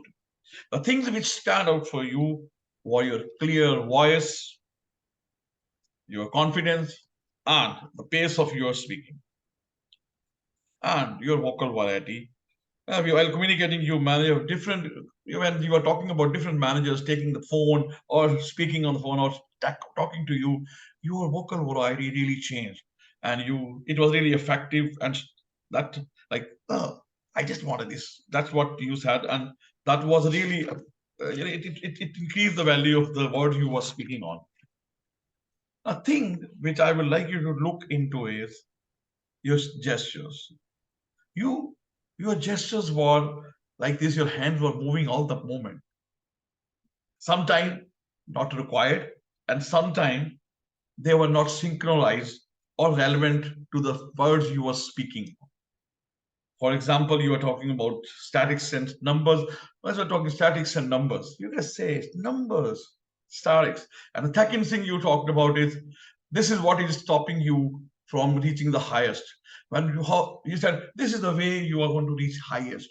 This is the way you are stopping. That is the one thing when you are pointing on the you. And this and of course the third thing, second thing, which was you tried your best to give us pointers how to bridge a gap between them, but this was not in a structured way, and there was no summary at the end. So if you want to add in the last, you should have given it's what mattered to give a summary and some pointers how we can bridge a gap. There was a lot of things in between which they were not even related to one another, but if last summary would have been really helpful to all of us. Overall, the speech was a very good initiative to help the middle managers to improve their communication with in the single and with your better synchronized gestures and summarize or call of action would help you to touch the heart of the audience and help to grow a lot of managers in their life and their career. Over to you, General Evaluator. Thank you, Paramjit. Thank you. You touched everything that I wanted to say. Good speech, good structure. Asif gave a lot of examples there in terms of, hey, if there is a middle manager who's looking for recognition, how we can motivate that. If there is a middle manager who is more analytical, what they can do that to.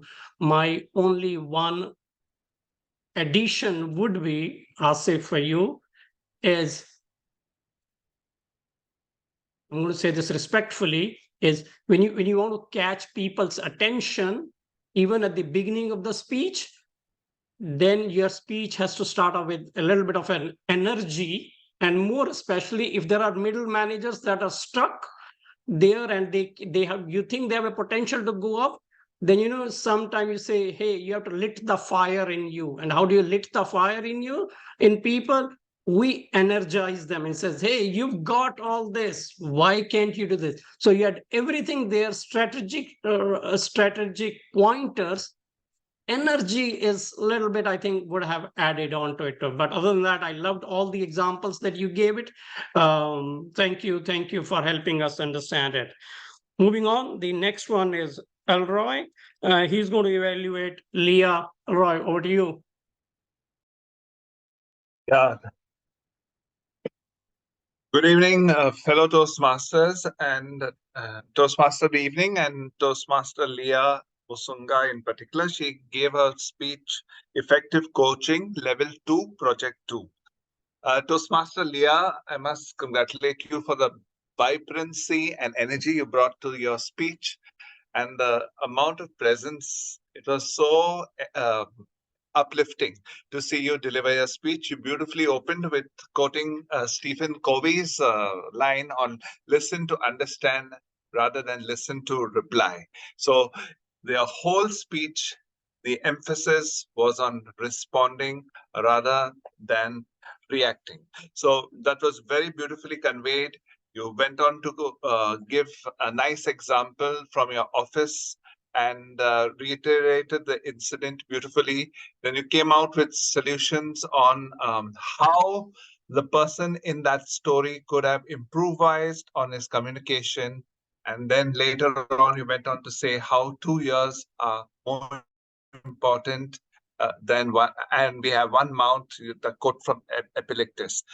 Right through your speech, you gave us a nice example on listening and the emphasis on listening that was very well brought out. Now, where I felt you could have really enhanced your speech was if you enacted the scene. If there was a kind of a role play between you and the party who wanted their money for the billing, if you enacted it, the vocal variety, the body language, the gestures, the clarity, all that would have come out and your speech would have been a little more punchful. Secondly, there is globally in communication, there are 3 styles of communicating: passive, aggressive, and assertive. So if you brought the global context into your speech first at the very beginning, and then funnel it down to the supportive style, that would have really given some sort of context and some sort of understanding to the audience. Because today communication is very wide-ranging. There is cultural, there is intuitive, there is manipulative, there are so many different styles, but the audience must get at the very outset an idea of what you are talking about. You appeal to the audience at the end very well, asking them to latch on to a style of communication that best suits their personality and so on. So that was very beautifully done. Overall, I feel you have tremendous potential if you concentrate on your structure, if you concentrate on your vocal variety. I'm sure in the ensuing speeches, there will be a lot more flavor and a lot more punch. All the best to you, Leya. Thank you, Alroy. Thank you for a very, very good evaluations. I'm just going to add 2 cents. I'm going to be respectful of the time that we know we are already over time, 11:35. Just 2 things, Leya, for you. One is, yes, when you said the message that do you communicate to build or do you communicate to destroy? And the other thing which you said about your communication style is you avoid conflict. Whenever you see that there is a kind of a conflict, you try to stay away from that kind of. Well, as a communicator, as Nikhita said, we have to evolve onto it too. We can't avoid conflicts. Yeah, we can reduce the impact. So this is where it comes down to. Sometimes we, as a leader, we have to become an assertive communicator also. Anyhow, good speech. I really liked every piece of it too. Moving on, the next evaluator is Sabnam. Sabnam is going to evaluate Daniel. Sabnam, over to you. Behavior drives people. People drive business. President Toastmaster of the day and Toastmaster Dan in particular, good morning once again. Toastmaster Dan today delivered a humorous and informative speech. He took us on his haircut journey.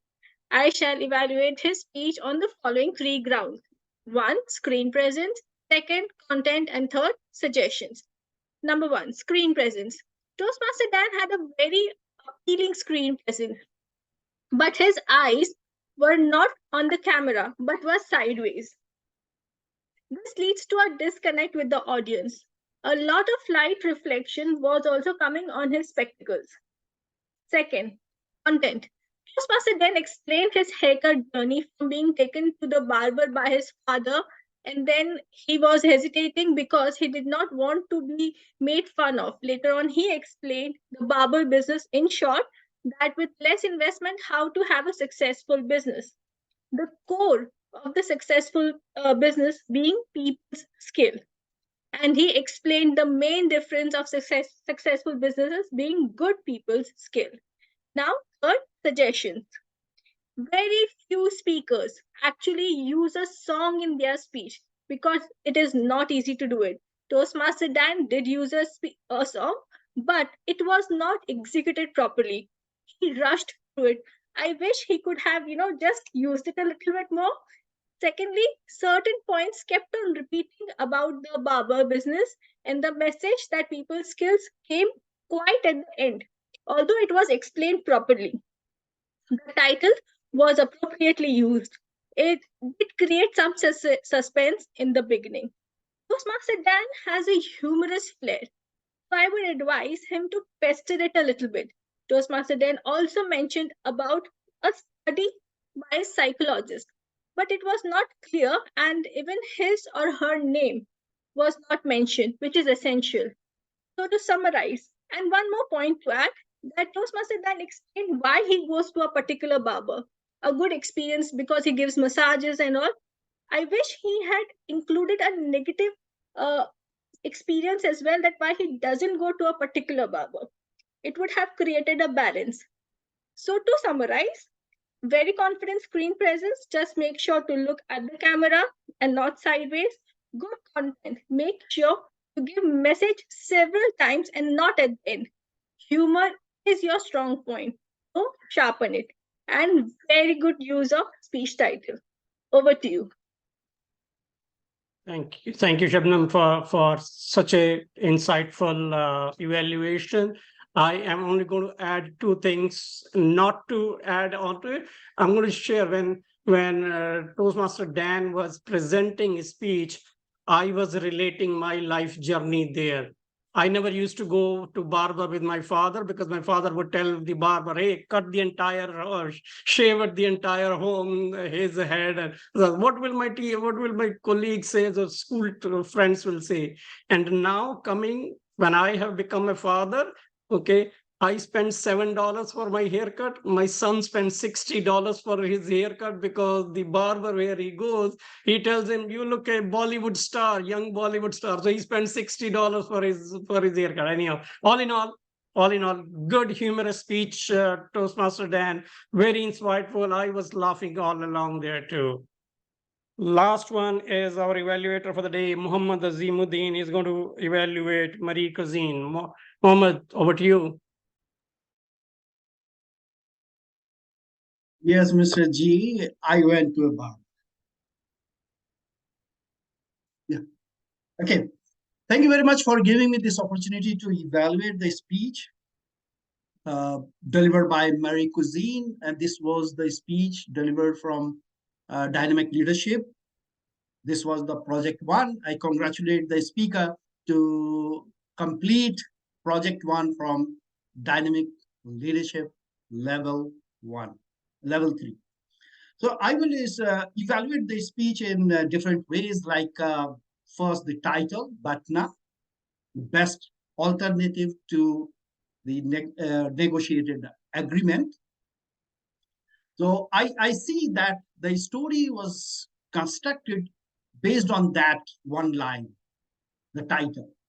And she was very much successful to deliver the speech to show what is the best alternative of the negotiation. So congratulations on that.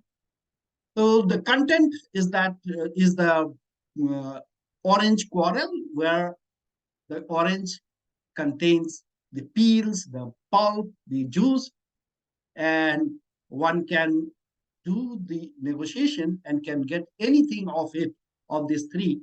But the final outcome that the speaker wanted to show, that you have to see that is any of this going to satisfy your need. So the best alternative is that it is satisfying your need or not. So the language and accent, I have no problem to listen to such accents and languages. Is good. It's perfect. For me, that I am now facing so many different accents. The delivery style of was really very good, and the Zoom presence, and she used the props of orange, the glasses of juice, and the peels. That all was very much appropriate to the story and the message that she wanted to convey. And the Zoom presence was also very good, but I see that there should be some improvement in that. The speaker was very much closer to the screen, the camera, and also that the orange was throwing up. I was thinking that after several she will catch apple like magic show. So, but I saw that the apple was going out of the Zoom frame. So I would suggest that the speaker should be a little bit far away from the camera and then present it. The message was abruptly delivered. I think that the message was really very good in that, and she should take time and should convey the message in the way that we can accept it.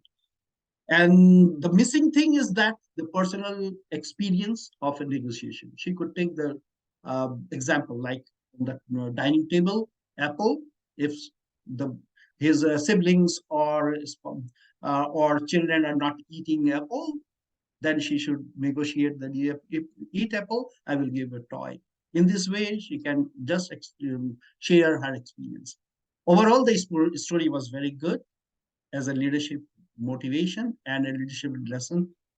We can take it that we should see the satisfaction of the negotiation.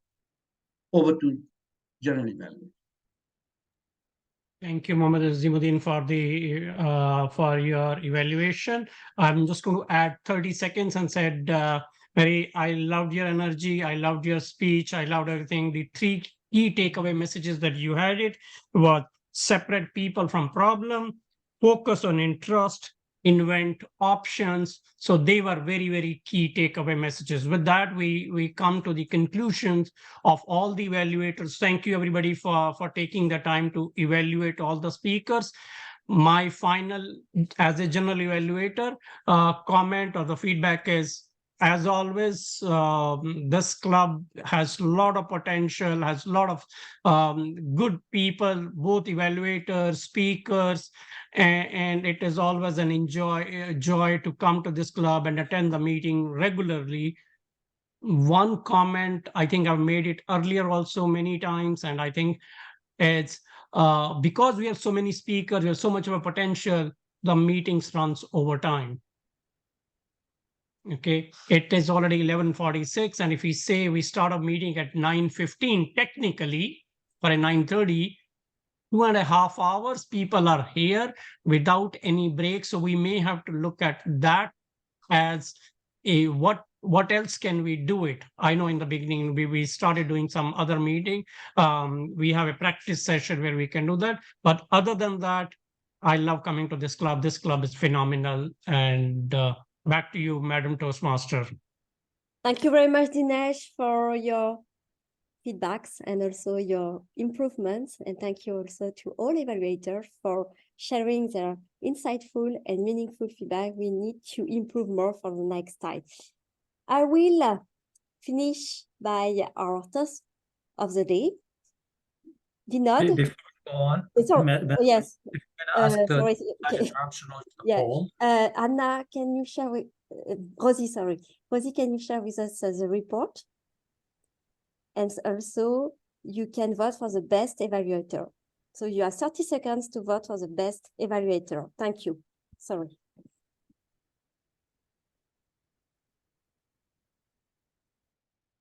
Thank you.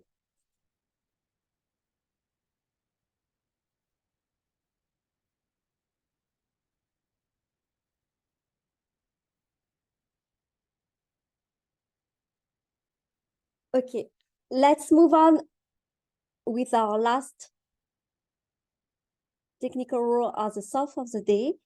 Vinod, Paniker, can you share with us your thought of the day?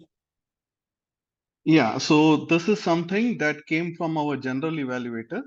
That is, communication is not what is said. Communication is what is understood. And I believe 30 years ago, till 30 years ago, most of the research in communication was done in the earlier line, that communication is what is said. So people were focusing on how to say, what to say. but now all the research on communication is how it is received. So that I felt was amazing, like what you say, the essence of this meeting.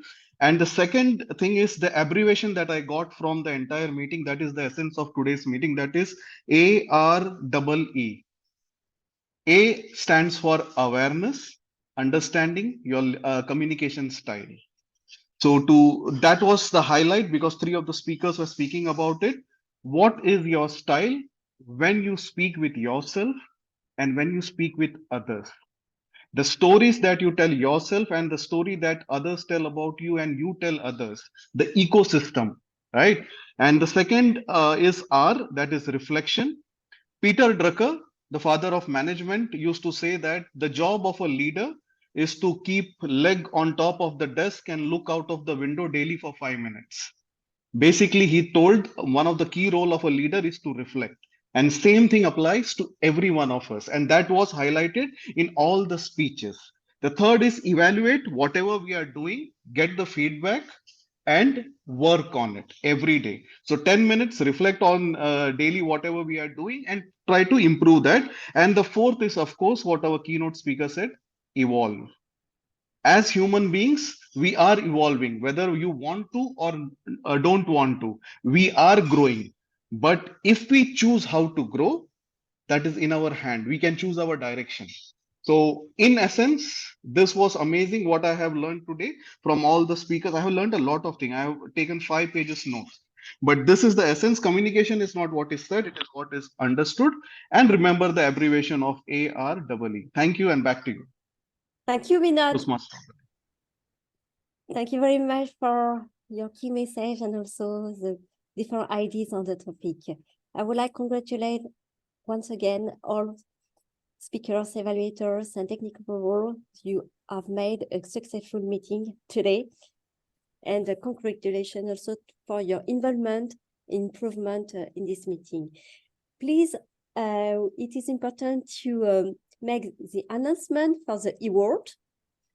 Can we share the best evaluator, the best speaker first of all? Thank you. Congratulations to Nikhita. Great job, Nikhita, for education session. And for the best evaluator, Sabnam. Congratulations, Sabnam. Thank you. Thank you very much. So this is the last part, and I will hand over with our president of this club, Asif, to conclude. Well, thank you very much, Madam Toastmaster Carine, for beautifully conducting and steering this meeting today. And before even the meeting, you have done a amazing job of being on on the mark with everyone, getting the speakers as well as the role players to join the meeting. So thank you very much. Thank you once again, today's educational speaker, for sharing your your experience with us. It is great to see or think about it like what came first, chicken or the egg. And that's the way the ecosystem is all about. We get shaped by the ecosystem shapes us. And I just still remember, I keep working on the middle level managers. They are the ones who then would become the leaders in an organization. And sometimes you often find them that somebody who had been doing a quality kind of a work, they reach at the top and they start talking about quality. Somebody would have been doing the kind of sales kind of a work, or that's the kind of the level. When they reach on the top, then they start looking below as pass on the message across the organization more from their own personality traits. So that's how we are. We are at every meeting in Leadership Speak. We talk about different challenges of leadership, and we dwell upon those challenges. Our speech is around that. Thank you all very much for the role players making this meeting a success. Also to the our visitors who have attended our meeting. So this is now, we're going to move on to the next fascinating session of our meeting. That would be getting an evaluation feedback from our visitors. So we have come to an end of our meeting, and now because of the time constraints, we're going to adjourn our meeting to our Zoom master. Please